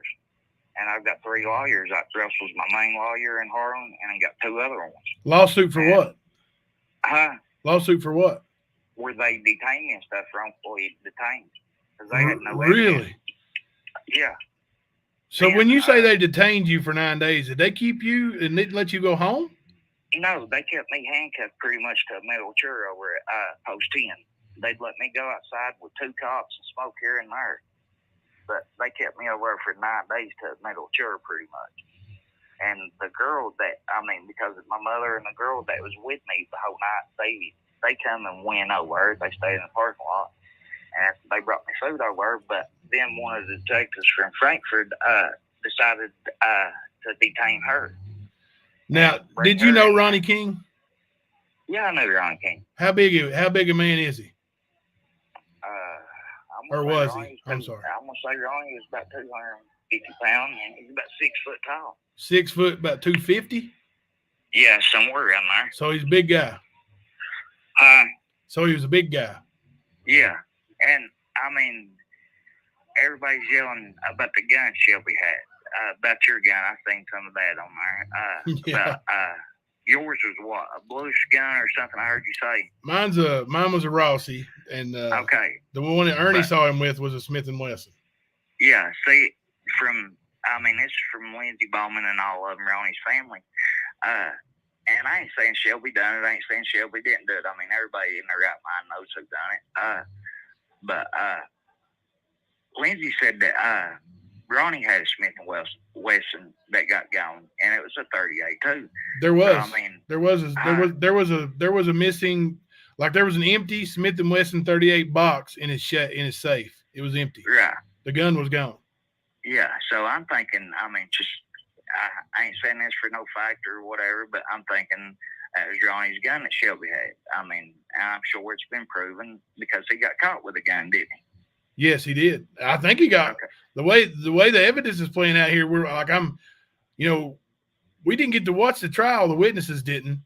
Like this is the first time I'm actually seeing it. Well, I've since I've got these DVDs, it was, and I think that he may have had 2 guns when they got him. Right. But he definitely had one, and the gun that he had that belonged to me was tested and wouldn't fire. Yeah. I don't understand how I've even got brought back into this mess. Like I said, Because of the trial DVDs and all this, and I'm just now getting. People's just now forgiving me for what I've done, my family and stuff, being on drugs, strung out half my life. I'm just now doing good, and now my sister and my brothers and stuff's calling. You're back on YouTube for doing all this stuff. Yeah, listen, dude, don't let any of this YouTube chatter affect your being clean and bother you, man. Like keep marching forward with being clean and making things right with everybody, because that's that'll lead you to a better life anyway, man. You don't need all this. Like you were cleared 100%, right? Yeah, 125%. Yeah. I'm working for the state right now. Worked for the state for the last year, so I'm doing good and stuff in life. Yeah. But I don't believe it. Ernie better than me. But I don't believe Ernie. He might have knew something, but saying me and Ernie was over at Ronnie's house that day or whatever that dude said. I've probably never been in the car in my life with Ernie. Right. Ernie was raised up through here. Know him pretty good like that. But as far as me and Ernie going somewhere, never been in the car with him in my life. Yeah. Well, clear something up right here on YouTube right now. How well do you know me? If I'd speak to you if I seen you out, but it ain't like me and you hang out. It's probably the second time me and you talk. The whole time I've known you, and I know you from the MMA stuff, and through court that day when you, Ernie, and that woman he was dating come down there. That was the first time I ever talked to you, right? Yeah. Yeah. As far as talking, I know who you are and stuff, but as far as friends, consider you as a friend, but I don't know you like that. Like I said, this is probably the second time me and you talked. Right. Well, they brought that up. The defense said one of the in their closing arguments something about Jimbo and Kevin Dixon were Facebook friends, and Ernie Shell and Kevin Dixon Facebook friends, and Ernie Shell and Kevin Dixon are also Facebook friends. I'm like, hell, I got almost 3,000 Facebook friends. Yeah, I got 5. You got 5 friends? 5,000. Oh, 5. I probably got 5 true friends out of 5,000. Right. That's about the way it works. Yeah. Yeah. Yeah. But I mean, I know you and Ernie ain't on best of terms, but I mean, your opinion right now, Facebook or YouTube, whatever it is, what do you think about Ernie? You think he done it? Or had anything to do with it? The one thing that I question, and I'm going to wait and see the video evidence and look at it, is the fact that they said that Ernie's girlfriend's car drove by the Everett Funeral Home as the fire was coming out of Ronnie King's house. Ernie says that it's not true. I'm going to look and see if that's the car, and I'm going to reserve judgment until then. If that's not her car, then no, I don't think Ernie was involved. Okay. Well, I'll tell you this, and it's from them slinging pictures in front of me and stuff and questioning me. It's supposedly a white car. I don't know what kind of. I don't even know who Ernie was with at the time. Ernie was with somebody that had a black 2012 Dodge Caliber. Well, the tape or the recording camera, whatever you want to call it, that went by the funeral home was a white car because they swore up and down it was a white Mustang, and that's the type of car I had. And they said it was a loud white car. And they even sent mine to the state, the Mustang, to a state garage, and had it pretty much because it had surface rust on it because, hell, I was too damn lazy. I took the hood off of it, was going to pull the motor out. And I had took the whole intake off of it, and water had got down on it, and it had surface rusted. And the prosecutor or whatever, detectives, was trying to see if I could have done that pretty much overnight.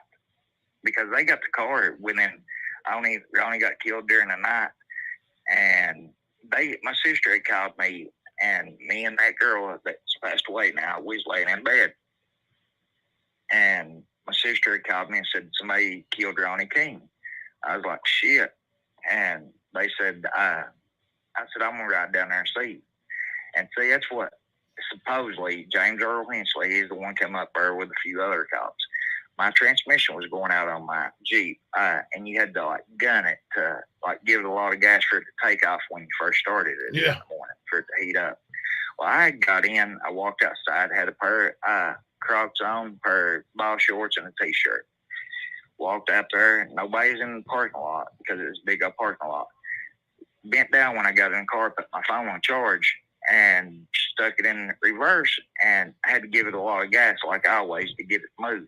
When I did, it jumped, and I backed on James Earl Hensley's car. Oh, Lord. So they thought I was trying to run from that moment on. I backed into a state trooper's car that day. So when they come to detain me. Logan's mom, no, Kevin's fingerprints were not on the safe. They did not recover any fingerprints from the scene of the crime. The crime scene was wiped down. No, so you heard that, you heard wrong. That was somebody asking a question, but yeah. So, but the defense is the prosecution is the one who said white car. The defense, the ones that was trying to get Shelby out, get him off. Right. They're the ones who said it was Ernie's car. It was a black car. Right. Yeah. I see. I mean, I was down there. You should got it and get to watch all of it.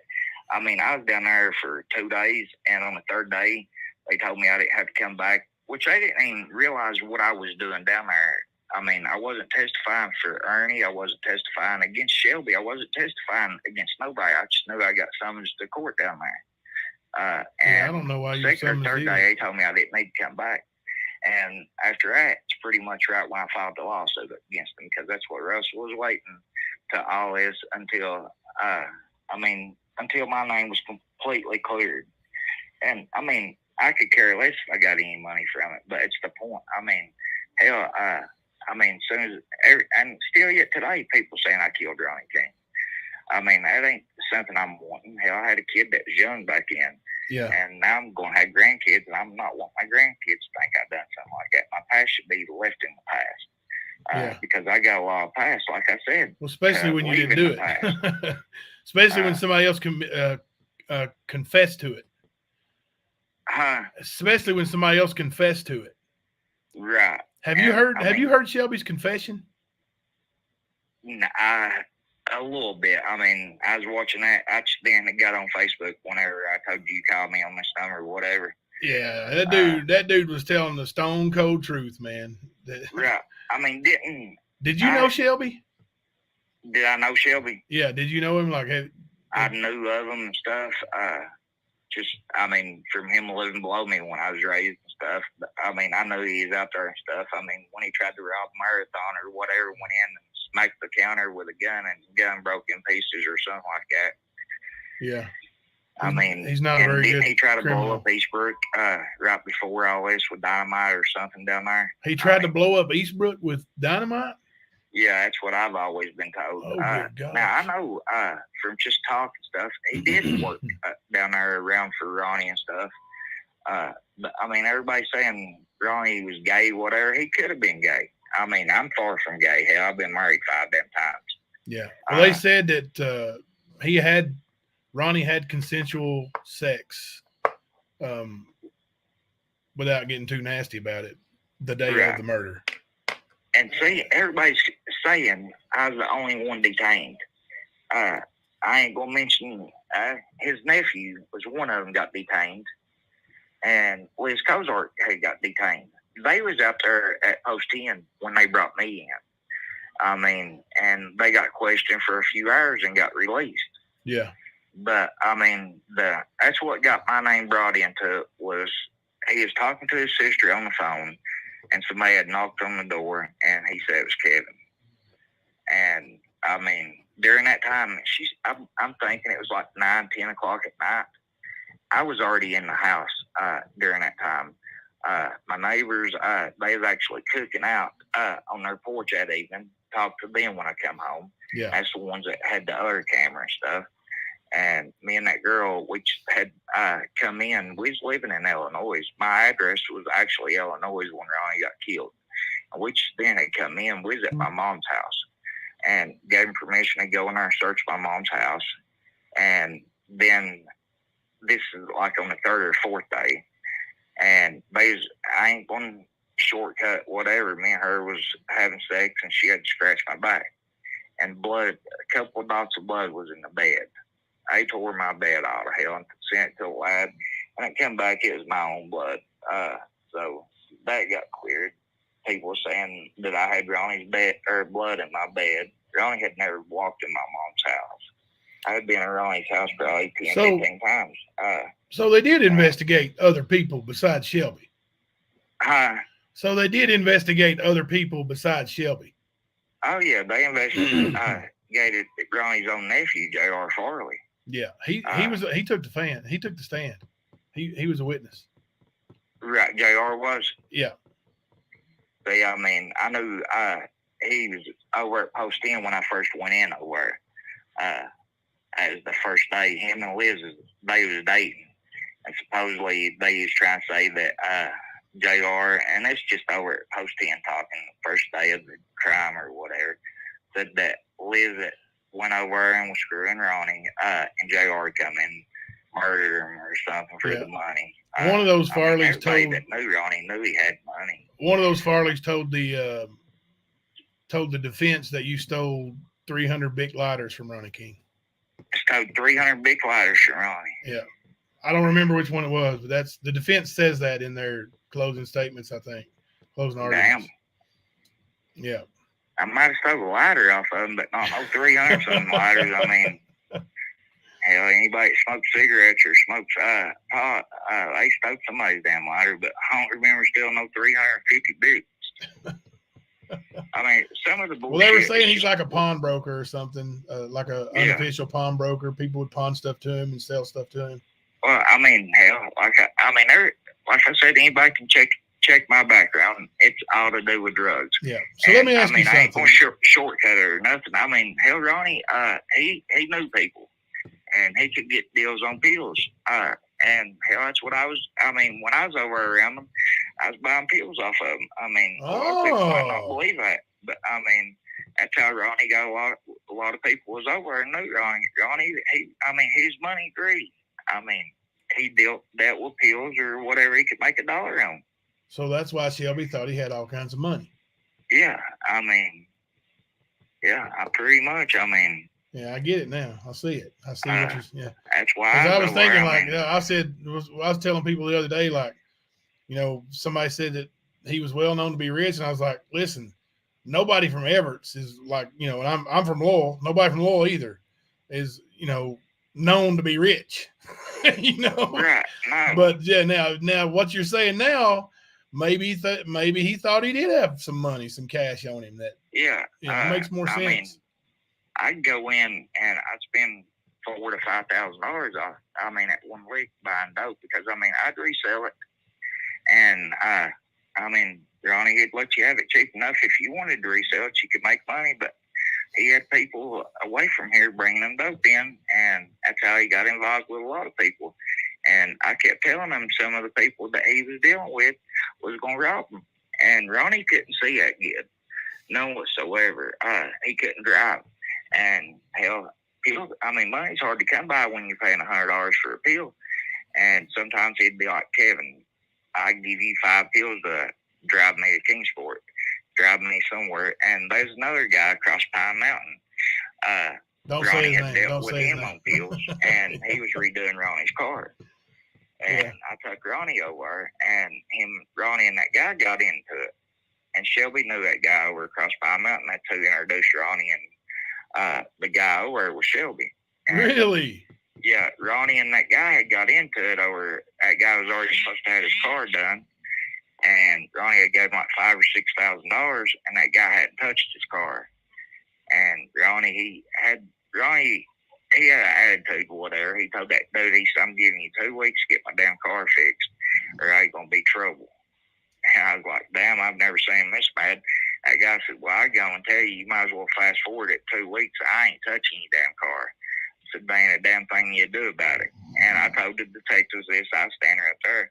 Ronnie said, we'll see you in 2 weeks. And that guy said, you come back over here in 2 weeks, I'll kill you. And, I mean, it was about 2 weeks. That's who I thought killed Ronnie from the get-go. That's what I told the detectives. I said, well, there's a guy across Pine Mountain. Don't know him, whatever. As soon as you get down there where the garage used to be, where Family Dollar is or Dollar Store is right now, I said, he had a garage right there. I said, I was standing there when he told Ronnie he'd kill him if he come back over. That's who, I mean, Shelby didn't even enter my mind when it first happened. Yeah. Well, I don't think. I mean, he wasn't on nobody's radar until he confessed. Right. And Mike Hornet had no idea. To you? Huh? What made him confess to you? He was bragging, man. Like just the way he said it on that tape. He said it the night before that, and he was. I guess he thought everything was just, like I was cool with everything. Like he was like, "Hey, man, give me a list of people you think I should rob, and I could really make some money off of it because I need to make, make some money quick."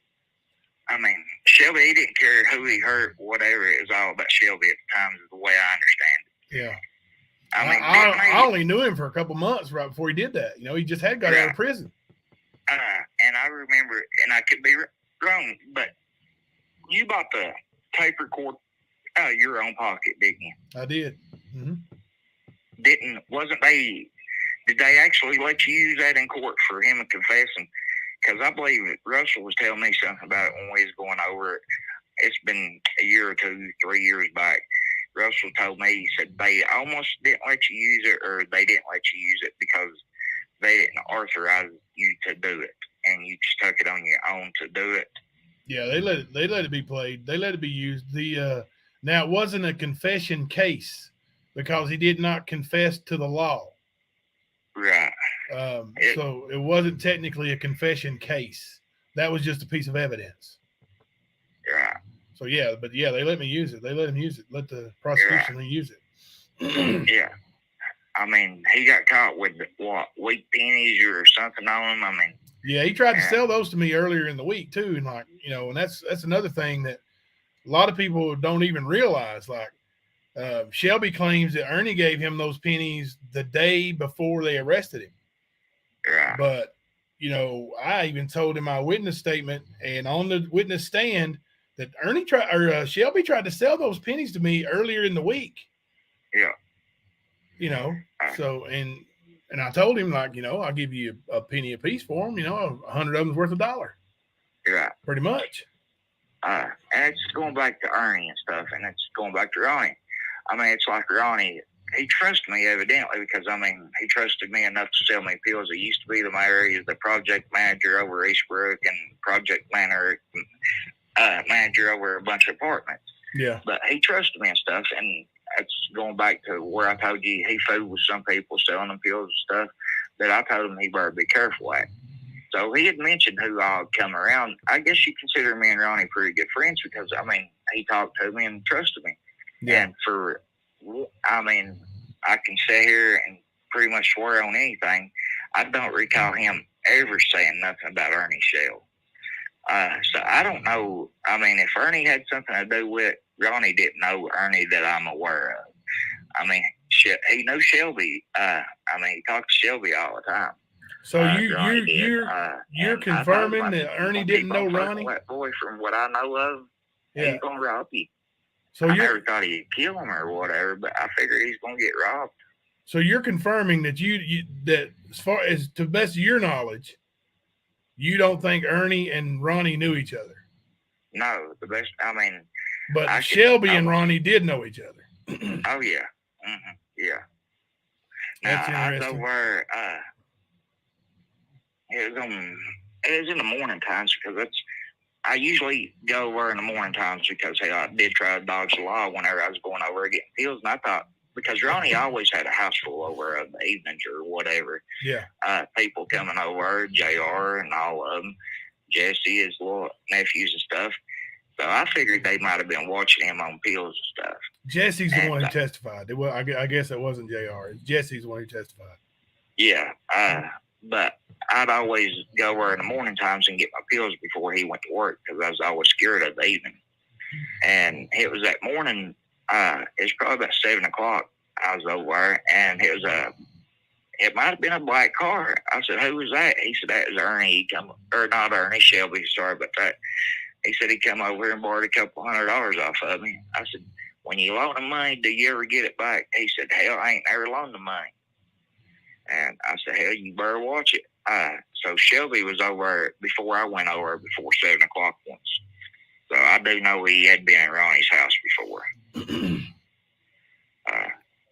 But I mean, my name's been cleared more than once, and I've been put through it. I mean, somebody got over 9 days straight. Yeah, you have been cleared. Sitting in a chair, handcuffed, not just sitting in a chair, inside post in where they lock the doors inside and out. Yeah. Handcuffed to a metal chair for 9 days and getting harassed every 45 minutes by a different detective. Yeah. Them slinging pictures of you, or in front of you, Ronnie shot stuff. And you don't want to look at it and telling you all this stuff's happening. Poor gas on Ronnie trying to burn, blaming it all on me the whole time. So you have seen the crime scene photos? You have seen the crime scene photos? Oh yeah, they swung it right in front of me and stuff and said I done it. Yeah, it's asked me how I could do that to a man. Oh my gosh. But I mean, I've been through all that, and hell, what was it, 2013, 2014 when he got killed? 2013, yeah. February 2013. Yeah, 9 years ago. I'm still being brought to it, and that's why I got a lawsuit on him. I mean, it's just not. I mean, I was accused of murder, and it was dropped. And they've already offered you a settlement, so they know they're wrong. Oh yeah, they've offered me 3 settlements, and I turned all 3 of them down. So they know they're wrong. Yeah, I mean, it's like unlawful imprisonment. Their first thing was we give you $1,800 a day for the day that you was detained. And I mean, it's the lawyers. I mean, hell, I ain't gonna get the whole $250,000. I mean, they get 33% of it. Yeah. But that's what they're sent for, $250,000.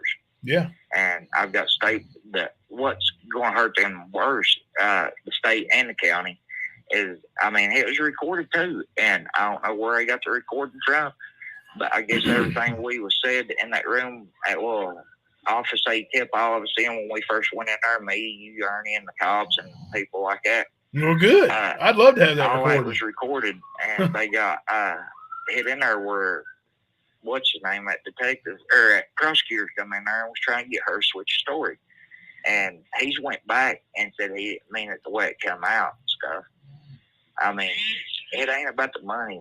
it's like almost 10 years later. I mean, You I can't get your calls. reputation back, man. It's That's how what I these got it fools big don't time. understand. I mean, you're on YouTube. They're mentioning your name again, saying you and Shelby Shell is a subject or something. Yeah, like It me might and have been Shelby on, collaborated your together. page or somebody, but Matt Yeah. Kemper, he's a little fucking punk. I don't care if he's on here or whatever, but I mean, he don't know me. I'm telling people I'm a cold-blooded killer. Check my record. I've been charged with stuff like this before. Matt Kemper's been charged with dealing drugs. I've never You know been that, charged. right? I don't know that guy, but I know he's a little fucking punk. You know he's been charged with, and he was been convicted of dealing drugs, right? Matt Kemper's been convicted of dealing drugs himself, right? You know that, right? No, I don't know. I mean, I've heard he's a people turd say he's a muncher, little man. child molester and stuff like that. I mean, but Yeah. I don't know ain't getting about on that. Facebook saying stuff like that. Said one of his roommates. I don't even know who he lives with.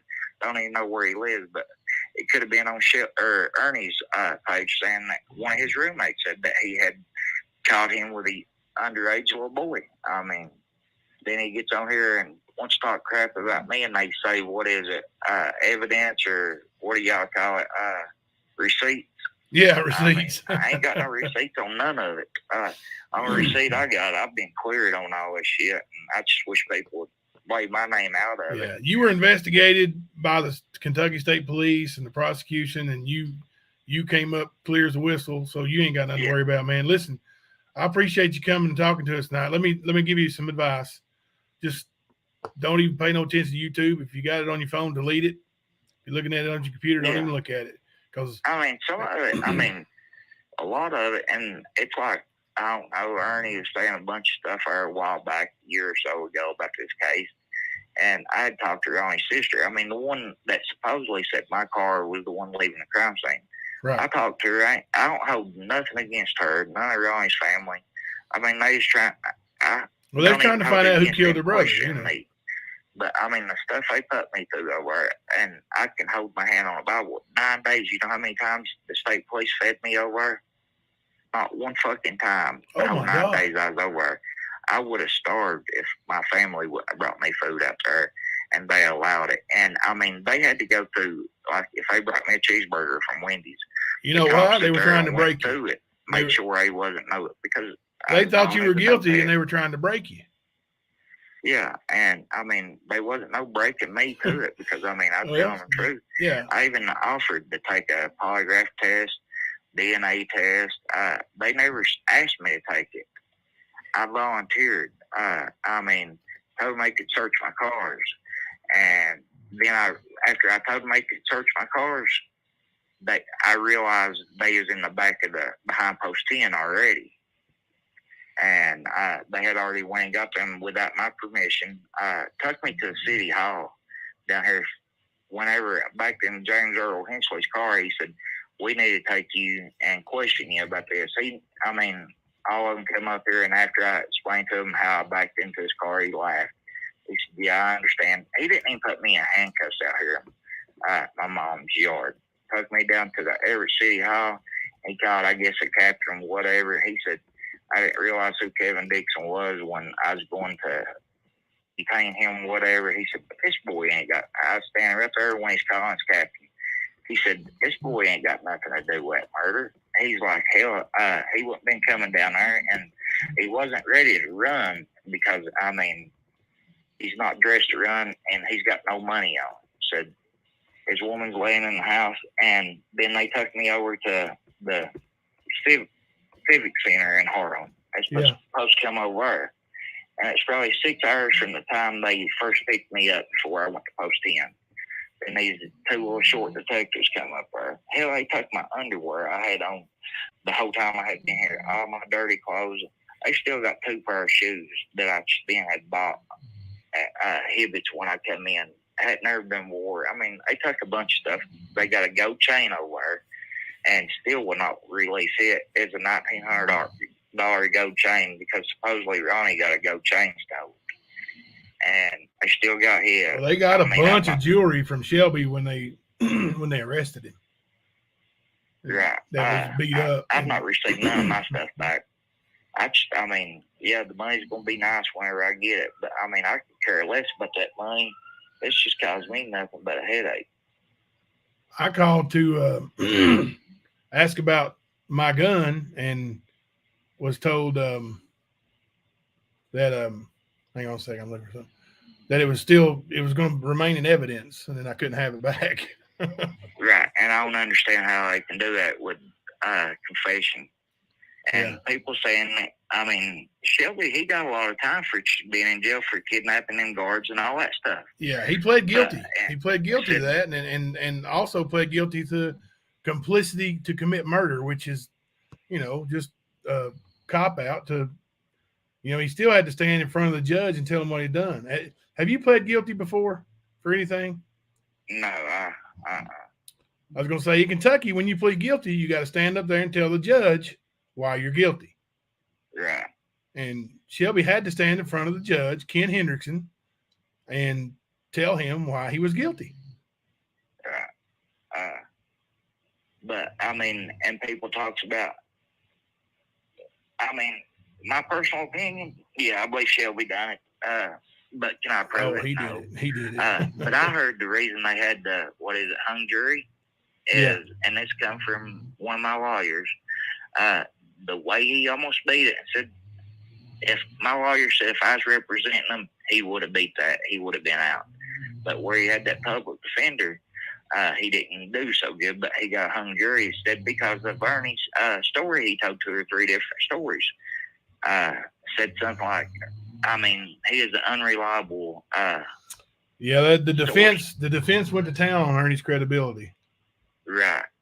And I think if Ernie would have just got up there and told exactly what Shelby told him and not the stories that went along with it the day before and stuff that really didn't matter anyway, I mean, I think that would have probably been better for the prosecution. Ernie's called me, I don't know how many times. Like I said a while ago, it was the first time I've been on Facebook. Pretty much the same. I scanned through her, but nothing looking at messages. And the clip you sent me is the same clip Ernie sent me asking me to come on his YouTube live. The other day he tried to get me to come on his live. And, I mean, I don't do this stuff. I mean, might watch it here and there, but it's the first time I've ever been on YouTube, whatever it is. Right. But, I mean, I'm just want to try to clear my name up. But, I mean, Ernie's he's done this a lot of times. He's like, Kevin, I saved your ass. I was the one that busted Shelby. If not, you would have been the one doing life in prison. And I said, no, you didn't save my life. He's like, how do you figure? I was like, I mean, evidence was strong as hell that I was cleared from the beginning. I mean, I can't be 2 places at 2 times.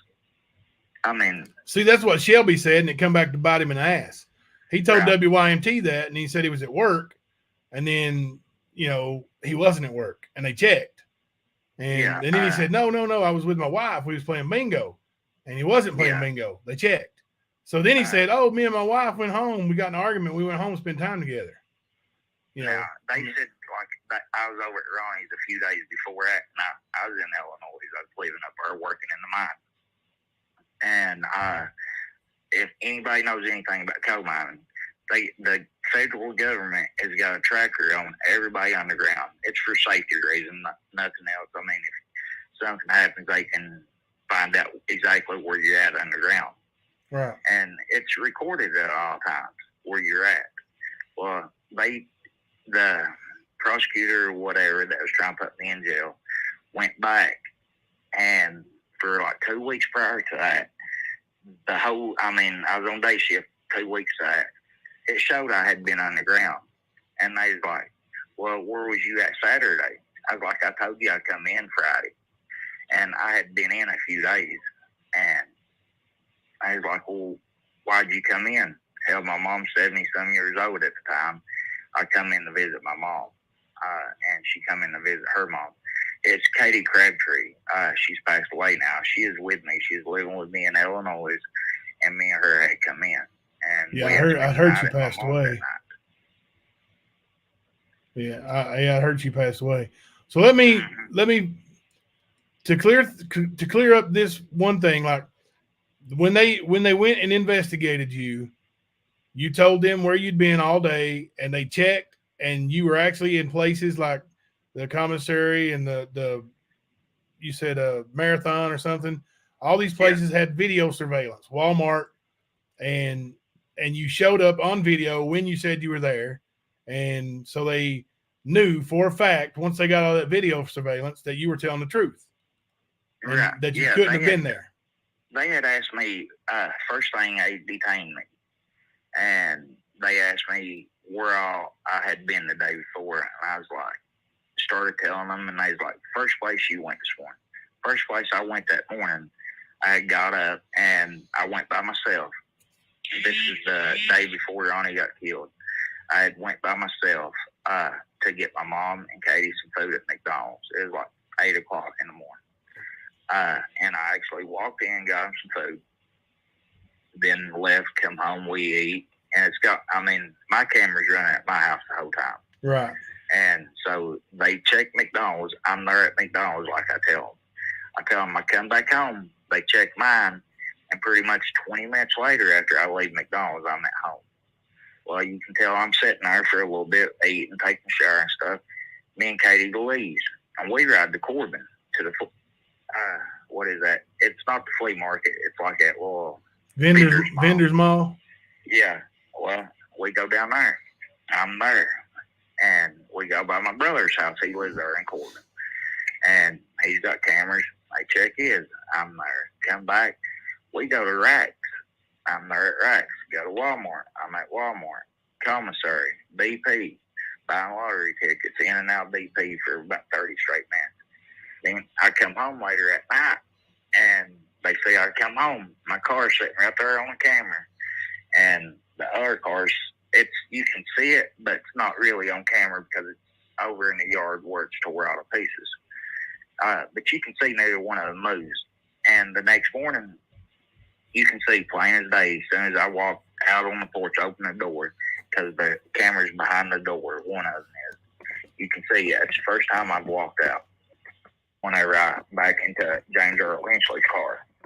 But I mean, if I'd say it would have been a different story if I would have lied and told mine somewhere else. But everywhere I told them that day, and prior to that, they even checked the day before. But they didn't do so much digging on the day before. But every place I told them I was, and I guess a blessing for me, everybody had cameras. If it would have been in the 80s, it might have been a different story. I mean, I could have been in jail for murder, been innocent in jail. Yeah. I mean, that's never been my motive to hurt nobody. I mean, the hurt that I put people through, just, I mean, and I'm not talking physically, I mean mentally, just my family going through stress, not wondering if I'm going to live or die tonight. So you don't have any violent charges on your background? No, I mean, maybe when I was young, might have got in a fight or something, but no, I believe I got nothing. No robbery, burglary, nothing like that? No. Now, I probably do got some theft by deceptions, and people really don't know what theft by deception is. They think I stole off somebody. Well, a lot of people write bad checks. Check, Yeah. your name, it says Kevin Dixon on a check, and I write it to you, Jimbo. Yeah. And you go cash it. It's going to come back bad. That's theft on deception on my part. Yeah. It's same as stealing, but I mean, yeah, I might have a few of them. Like I said, I was wild when I was young. Hey, everybody in the chat's says wanting I've me to never thank you worked. for coming in, and everybody in the chat here is, there's over 200 people watching. They want me to thank you for coming in and clearing things up. So I just want to let you know that before But I mean, people says I've never worked. I've got 20 some years underground. I packed up and left here, moved to Illinois, worked my ass off underground. Lord, you probably got black lung, bro. You probably got black lung. Oh, I've had 3 back surgeries on my back. Had 2 on my leg. I've got rods and plates in my back and leg. I've always worked. I mean, my only downfall, I got hooked on drugs whenever I got covered up when I was 21 years old. Yeah. And people don't realize once you get hooked on drugs, it's hell coming off of it. You was in the mines you got covered up in the mines? Is that what you're saying? Yeah. Oh gosh. Yeah. I've worked my tail off, and I mean, I know You it was went on back to Ernie's work? channel. on Ernie's channel, they said somebody's like, well, Kevin, that's all he's done, stealing his life. I've worked my ass off. I mean, I wished I had the money I've made, and I've made up to $30 some an hour. I'm making 17 now. I'm living better off 17 than I've ever lived in my life. Yeah. That's because If I had a you violent ain't crime spending on all or that all junk. that stuff, I wouldn't be working for the state. I Yeah. mean, the state does a background check. I work for the state of Kentucky now, and I enjoy my job. And Hey, is your Facebook private? no, I don't guess. Make it private. This Jamie Berryhill, this big fat ass from Knoxville, the one that made that theory about you and Ernie. Yeah, Apparently he's live on his channel and he stole your picture off Facebook and he's showing it to everybody. Like, so yeah, just make your channel or your Facebook private and don't even let them fools in there on you, man. right. Yeah, I mean, if somebody wants to sit and donate their time looking stupid, I mean, that's on them. I mean, it's somebody like you that was actually there in the courtroom and you know more than a lot of these people. I mean, I don't believe in none of this YouTube shit. I mean, keep shit started, but I mean, your channel, from what I see, it's, I mean, as y'all call it, receipts. I mean, you got receipts to prove your shit. I mean, you don't get on here and saying, well, I know for a fact Ernie done this and Kevin done that. I mean, I've not heard you or heard anybody say you've done that. I mean, it's just Matt somebody Kemper like said that in Knoxville. They probably ain't never been to Everett. they ain't never been to Everett. That's what I told him, Story man. out. That's what I told him. I said, you get these theories together. I want you to go up there and tell Ronnie King's family face to face that you don't think Shelby killed him, and see how that works out for you. Yeah. And a lot of people don't realize how Ronnie's brothers is. They stabbed each other and shot each other. And I mean, it don't matter if me and you brothers, if I shoot you, I'm gonna go to jail. Ronnie's family's got pull and they know people. Hell, his brothers and them gets up there and shoots each other, gets in front of the judge, and they's like, hell, we're just brothers, we're just fighting. The judge dismissed it. Really? After he shot him, yeah.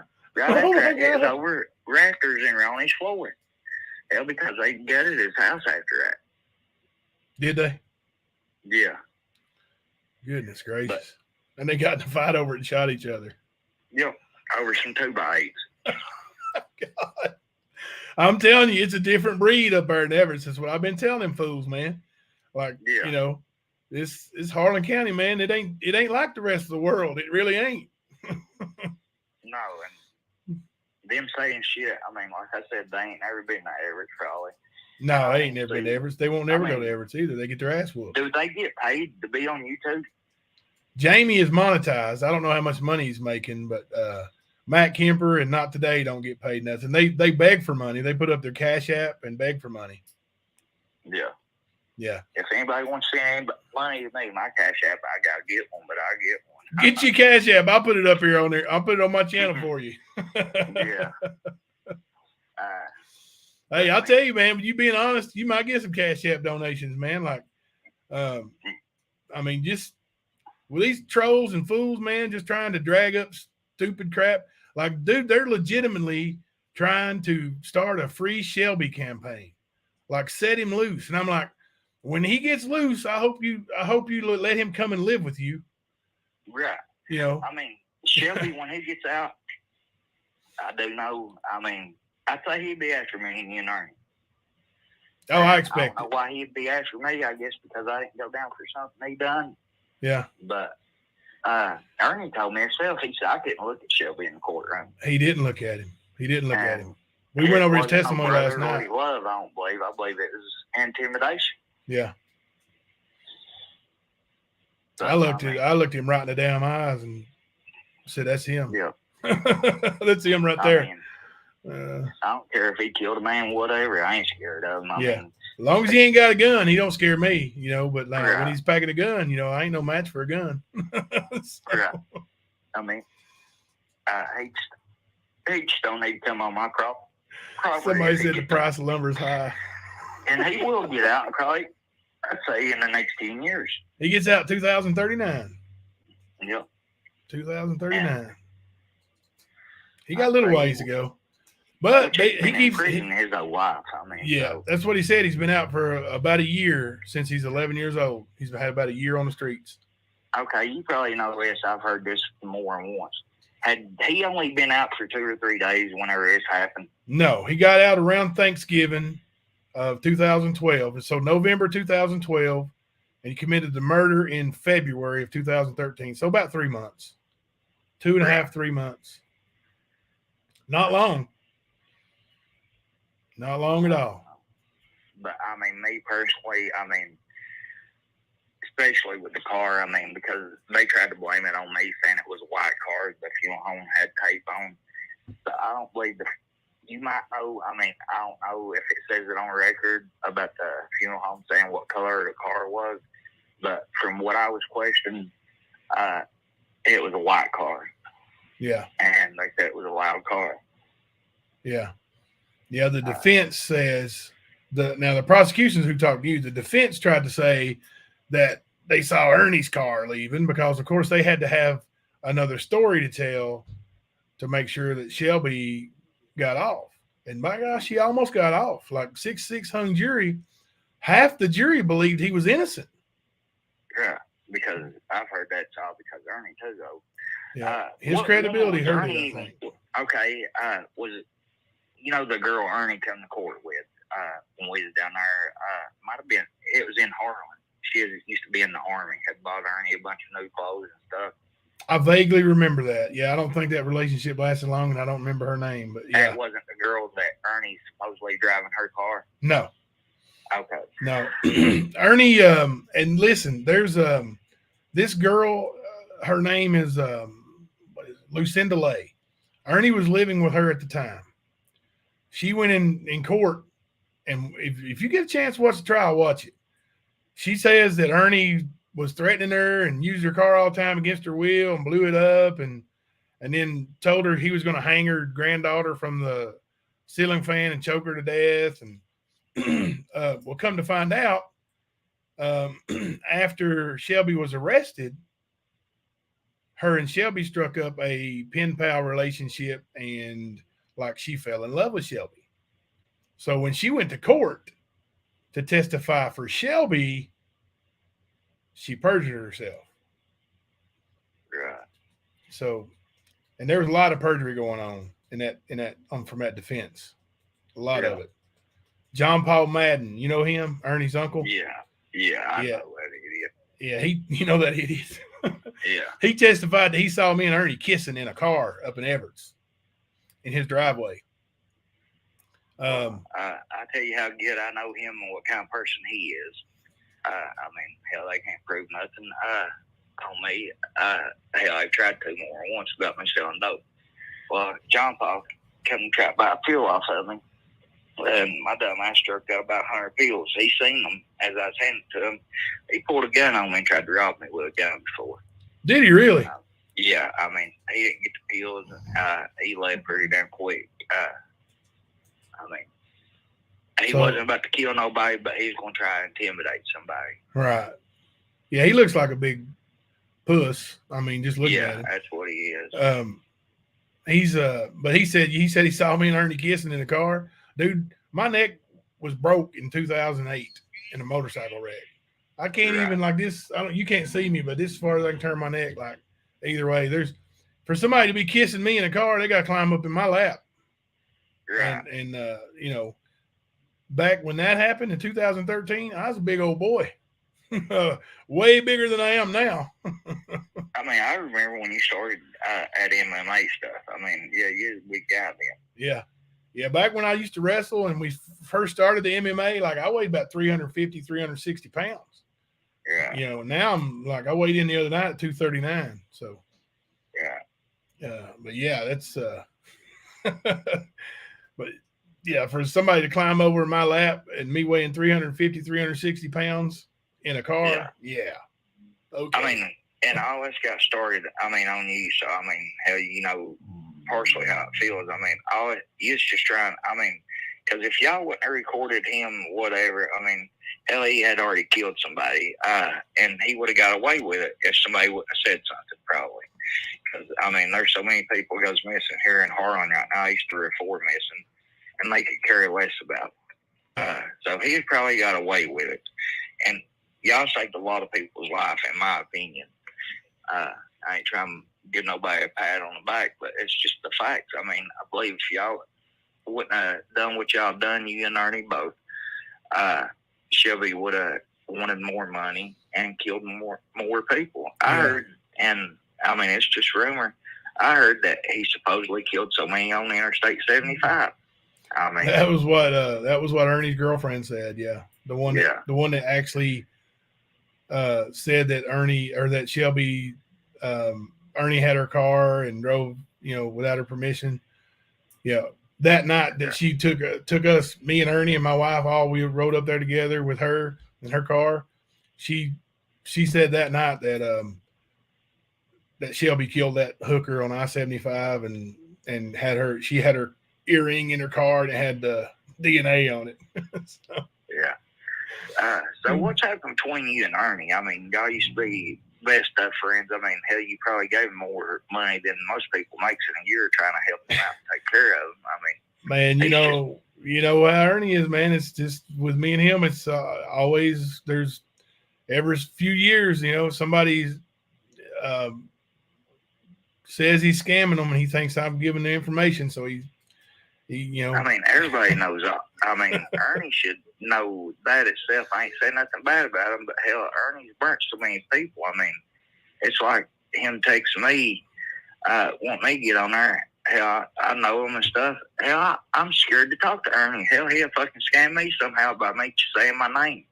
I mean, he's good at doing what he does. I mean, but Ernie should get into sales. He should child predator shit. When I know.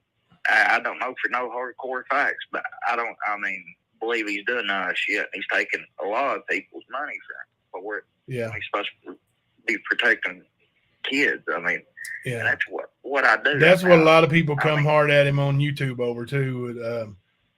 But Ernie's in some trouble, man. He's got some court dates coming up, so he's got some demons he's got to exercise before. I think before he's going to get back into anything, really. I've heard him say about getting arrested. They drug test you every time you go to jail. They don't drug test you every time you go to jail. Hell, No, I've never been drug tested in jail. Yeah, he admitted to me that he wasn't drug tested on our channel. So, and there's not too many types of drugs I've never done. I've never done meth, heroin, none of that stuff. I was always a pain person, like pain and nerve pills. Yeah. But I mean, Ernie's on something right now, and I mean, he's on something hard like meth or heroin. And I don't know that girl that he's living with, whatever, but she seems like she's the puppet master, and Ernie's the puppet. She's telling him what to do, and I don't believe Ernie used to do drugs, but I mean, here in the last little bit, he's on drugs. That's what I've always said, man. I've known him for, hell, you've known him longer than I have. Yeah. But I've known him, since around early 2000, like, 2000, 2001, 2, somewhere in there. And I have honestly never seen him take a drug or do a drug. But, his behavior has been erratic and something's got to explain it. Yeah. I mean, have you ever known him to do drugs? Like, seen him do drugs? I mean, none whatsoever. I mean, are you and Ernie around the same age? He grew up down there at Kildare, or lived down there when I first started knowing him. I used to go down there to Jerry Gilbert's when we was in high school and smoke weed down there. And Ernie lived right around there. He'd always be out running around, exercising, punching a bag or something. He was going to be a pro boxer, is what he said, from when he was young. Yeah. And, I mean, he wouldn't drink none with us, none of that stuff. And, I mean, it's just some of the stuff I've seen on Facebook. I mean, you can tell he's on drugs. And, I mean, I hope he gets help for that. But you take Ernie away from his cell phone. It's just you and him. He ain't got no social media or none of that stuff. You can't beat the dude. But there's no truth in him. I mean, if you're going to be friends with him on that right there, you just got to accept him for who he is, knowing he ain't going to tell the truth. And that even if he's wrong, he's not going to admit it. If you even got proof he's wrong, he ain't going to admit it. I don't know what that is, but I mean, I believe it convinces itself. A lot of times, he's always right on everything. Yeah. And I've told him that before, and you know, as a friend, and that, hey man, if you come clean on some stuff and you know, humble yourself, people might believe you more. But you know, once you don't ever admit wrongdoing for anything, then no matter what, when something goes bad, you're guilty. You're the wrong. You know, you're in the wrong. And you know, I hope and pray that, you know, because I love him like a brother. You know, I mean, you know, brothers have, you know, fights where they never talk again ever, and that's where we're at right now. But I hope he gets help. I don't want to see him get run over by a car on the side of the road. Iowa, man, when we was going to court, I don't know how many days y'all had to go, but I went 2 days, and I mean, Ernie was down there, and you put up all the gas to come from Corbin, London, wherever you live on. I don't know if you live in Corbin, London. I don't know. It's down that way. But he put up all the gas, and when we went to lunch, he bought them lunch. I mean, he was taking care of them, and I mean, you could tell. I mean, people say what they want to about you, but I mean, Elliot, you're a true person. I mean, you could tell you truly thought of Ernie as a brother. You ain't getting on here trying to say was like a brother, Ernie. I can vouch. I mean, anybody knows you too. Knows. I mean, you done anything. You took him in your house with your family, your wife, your kids. Yeah. And treated him as a kid, a brother, whatever. I mean, I mean, it's none of my business or nobody's business. But I'm sure, I mean, he would call you a lot of times when he needed money. And I'm sure you probably get the MoneyGrams or Western Unions before you send Ernie money. Cash App or whatever it is. PayPal mostly. Back in the day. PayPal was his method there for most of the time. But let me ask you a question about Ernie right quick. And because you've known him, like you grew up in the same area, and you've known of him at least. You know, you said you saw him going around wanting to be a boxer and all that stuff. So let me ask you this, and objectively speaking, I mean, you know, and I'm not trying to say Ernie is or Ernie isn't. I'm asking you, have you ever seen or heard of Ernie being a homosexual? No whatsoever. Did you know Amber got on the stand and said he was a homosexual and he did sex for money with men? I heard something. I don't know whose channel it was. I heard something that she said that she was in a room and heard him saying that insurance or something was due, and he didn't have the money, and he told somebody he needed some money, and they told him that's what he had to do, and he ended up getting the money for car insurance. But I mean, yeah, she said that on the witness stand. She also said she saw me and Ernie together. Right. I don't. I mean, I've never thought it because, I mean, Ernie's got a charm with ladies. I mean, he can get some women, and he can fucking get some women. He can take everything they got. It's like that woman I was just now talking about that was in the service. She is a good-looking woman. I mean, Ernie's driving her car around. She even, I don't know if she said it down there or she said it somewhere, but Ernie told me it's himself. That's how I heard this. Ernie met her on Facebook, and she got him to come to Knoxville. I don't even know where he was, but he told her he didn't have no money. She said, if you get enough gas to get here, she said, I'll fill your tank up so you can get back home and give you some money to eat on. Yeah. And he went there, and she done all that, and he ended up staying. And she is an attractive woman, and I mean, she evidently had a little bit of sense. She had retired. Thank you, 616 Love. Yeah. And he had told me that she had taken to the Apex, that's the military store, and she had spent like $3,500 on clothes on him. I mean, so as far as him being gay, whatever, I mean, I've never heard it. And I'm sure for a fact, I mean, if anybody knows, you know, I mean, you ain't ever kissed Ernie. I never seen him with a, no, the only thing I ever questioned was like this Eric Rush guy, man, that's clearly gay. He's openly gay. And dude, he sent Ernie some messages that were like, and I told Ernie, man, that sounds like a woman scorned. And that's the only time I've ever questioned him about that. So, you know, it is what it is. Thank you, Blue Moon of Kentucky. Thank you so much. Thank you.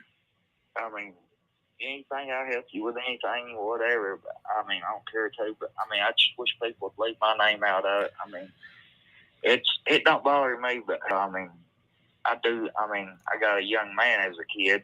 He's 23, but I mean, I don't want people to him to see stuff like this because he's real respectful. And people respect him where he's from, and he already had to deal with his dad and that drug addict or whatever. And he's dealt with this right here about the murder charge, and he don't hear about it no more. I'm not wanting to get back to my son or bringing this stuff back up, whatever. And my mom's 85 years old. I don't want her to have to worry about all this stuff.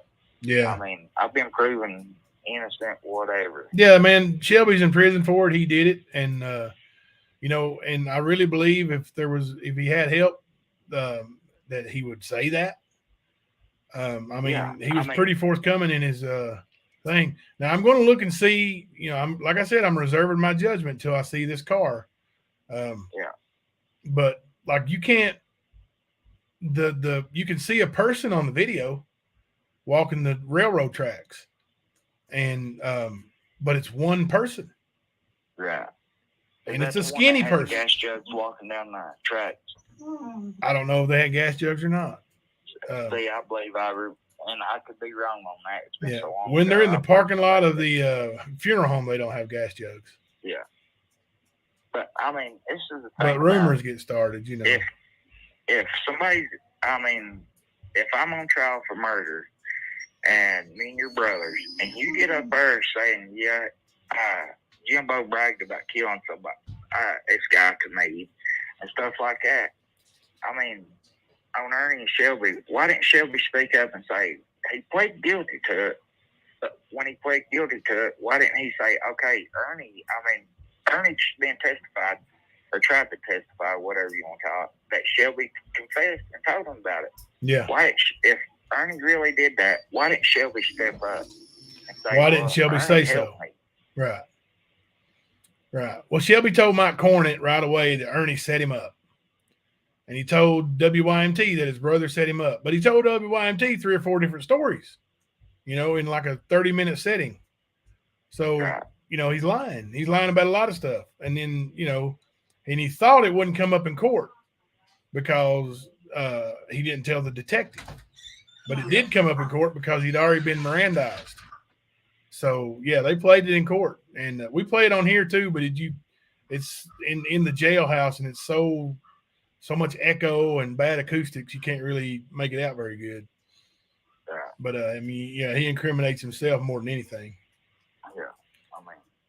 Yeah, he's in there for work. And, people, are they trying to, I hope to God they ain't trying to bring me, the court system's trying to bring me back in. I know people. No. Are they even opening this case back up to see if there's any help to it? No. That Matt Kemper and his girlfriend there, not today.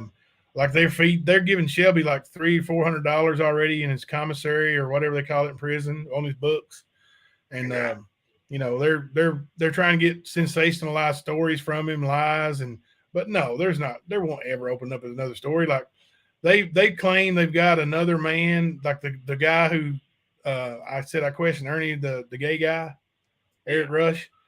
They claim that he's got pictures of him laying next to Ronnie King's dead body, and that Ernie took them, and that him and Ernie did it.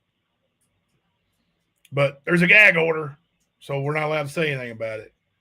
Right. But there's really not a gag order because I called and checked, and I asked Shelby's lawyer, and it don't exist. Now, you and that Matt Kemper used to be like partners in YouTube. Yeah, he was my co-host on here on the stand.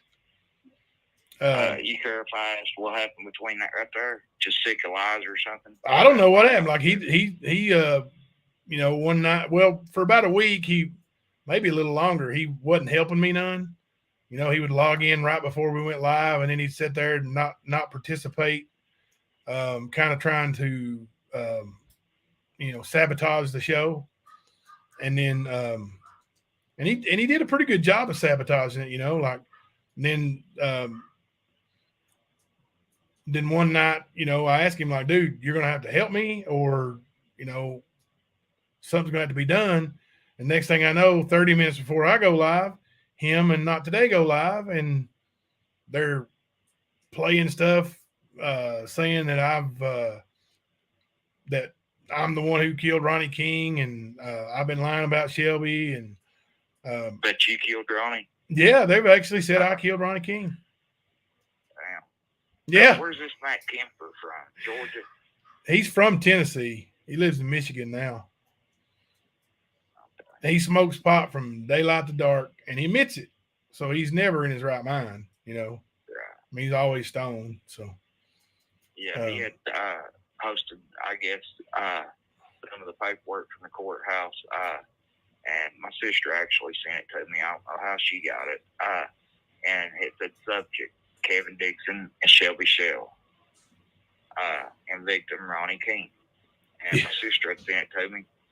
And I got on there, and I had texted him, not out on no comments or nothing like that. I said, hey, buddy, I've been cleared of all this shit. I said, I don't want to start reliving all this again. I said, would you take that, just clear my name out? And he had said something, you're a killer, so just face it. did he really? Yeah, and then he blocked me on message. Yeah, he's a pussy. He blocked me too.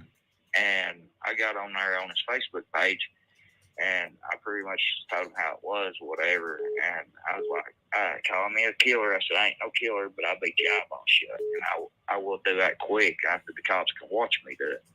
I said, you tell me something, or accusing me of something I know I'm not. And next thing I knew, he blocked me from Facebook too, and everybody commented all that stuff. I mean, if you're going to say something, I mean, don't be no pussy and block somebody after they respond to you. Right. But that's the way he works, man. He's a coward.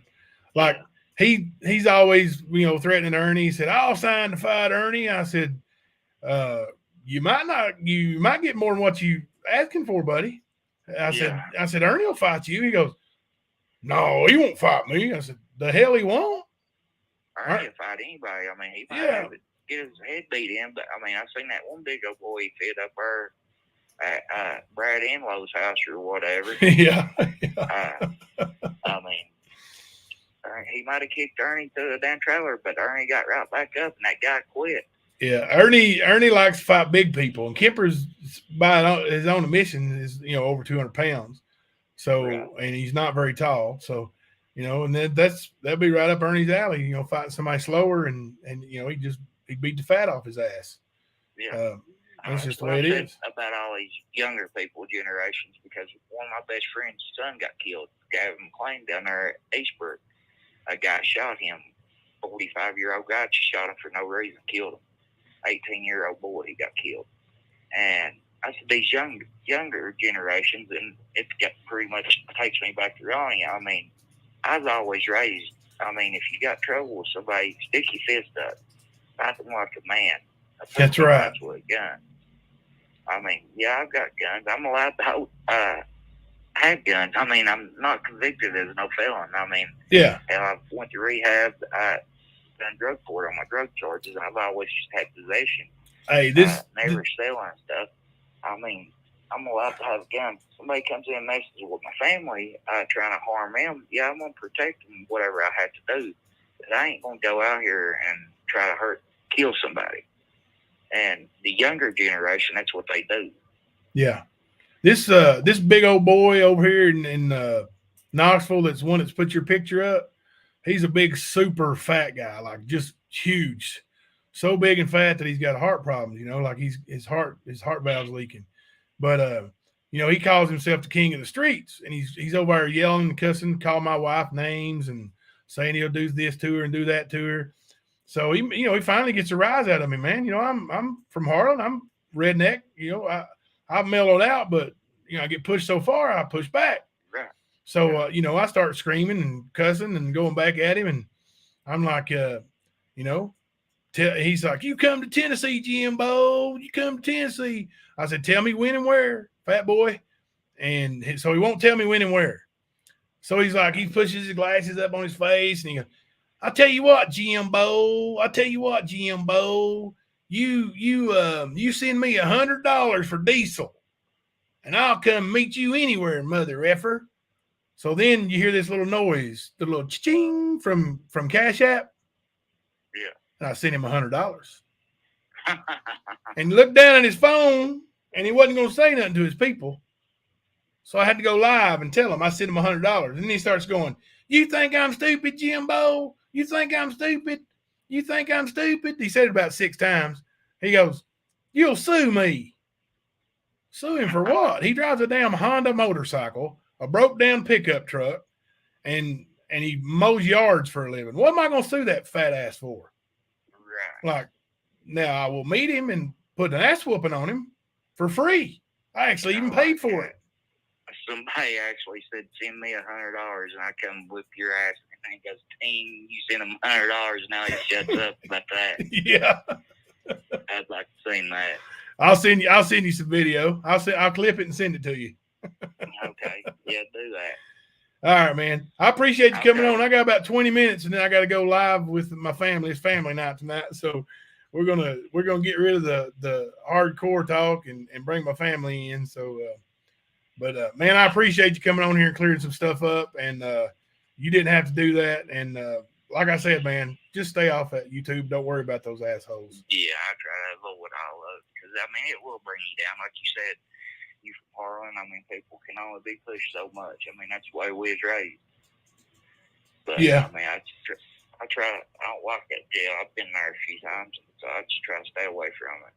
Yeah. Like I said, my mom's 85 years old. I mean, that's one reason I'm back here in Kentucky. I mean, because I want to be here with my mom and stuff and all that. And then, I mean, something happens to Mom, I'm going back to Illinois. But right now, I mean, I'm living life good. Yeah. Well, man, take care of yourself. Need me, man. Just holler at me. All right, buddy. I appreciate it. Take care of yourself. Stay strong with that Okay, man. drug rehab and stuff, man. I'm proud of you. Okay, man. All right. Take care, buddy. There you go, guys. That's Kevin Dixon. As far as I know, his first time he's ever talked on here, and he didn't have to do that. And especially knowing how people are going to attack him and you know, dox him. Jamie's already over there. His fat ass is doxing him.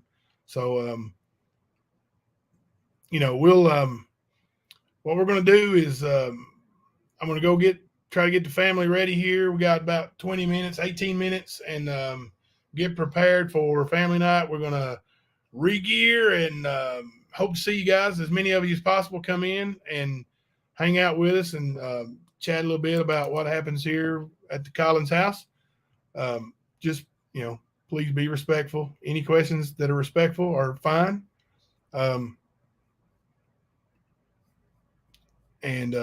You know, if we have mods who are going to make it, you know, we're going to have a quick trigger on this because I'm not going to let my family be, you know, attacked. So I've got the subscriber thing set for a while. So,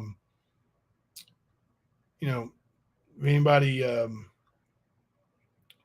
anybody creates a new name after they get blocked, they have to wait another, 40 minutes. So I appreciate it. And we'll see you guys here in about 17 minutes. I'm Jimbo, coming to you live from the stand. Thank you.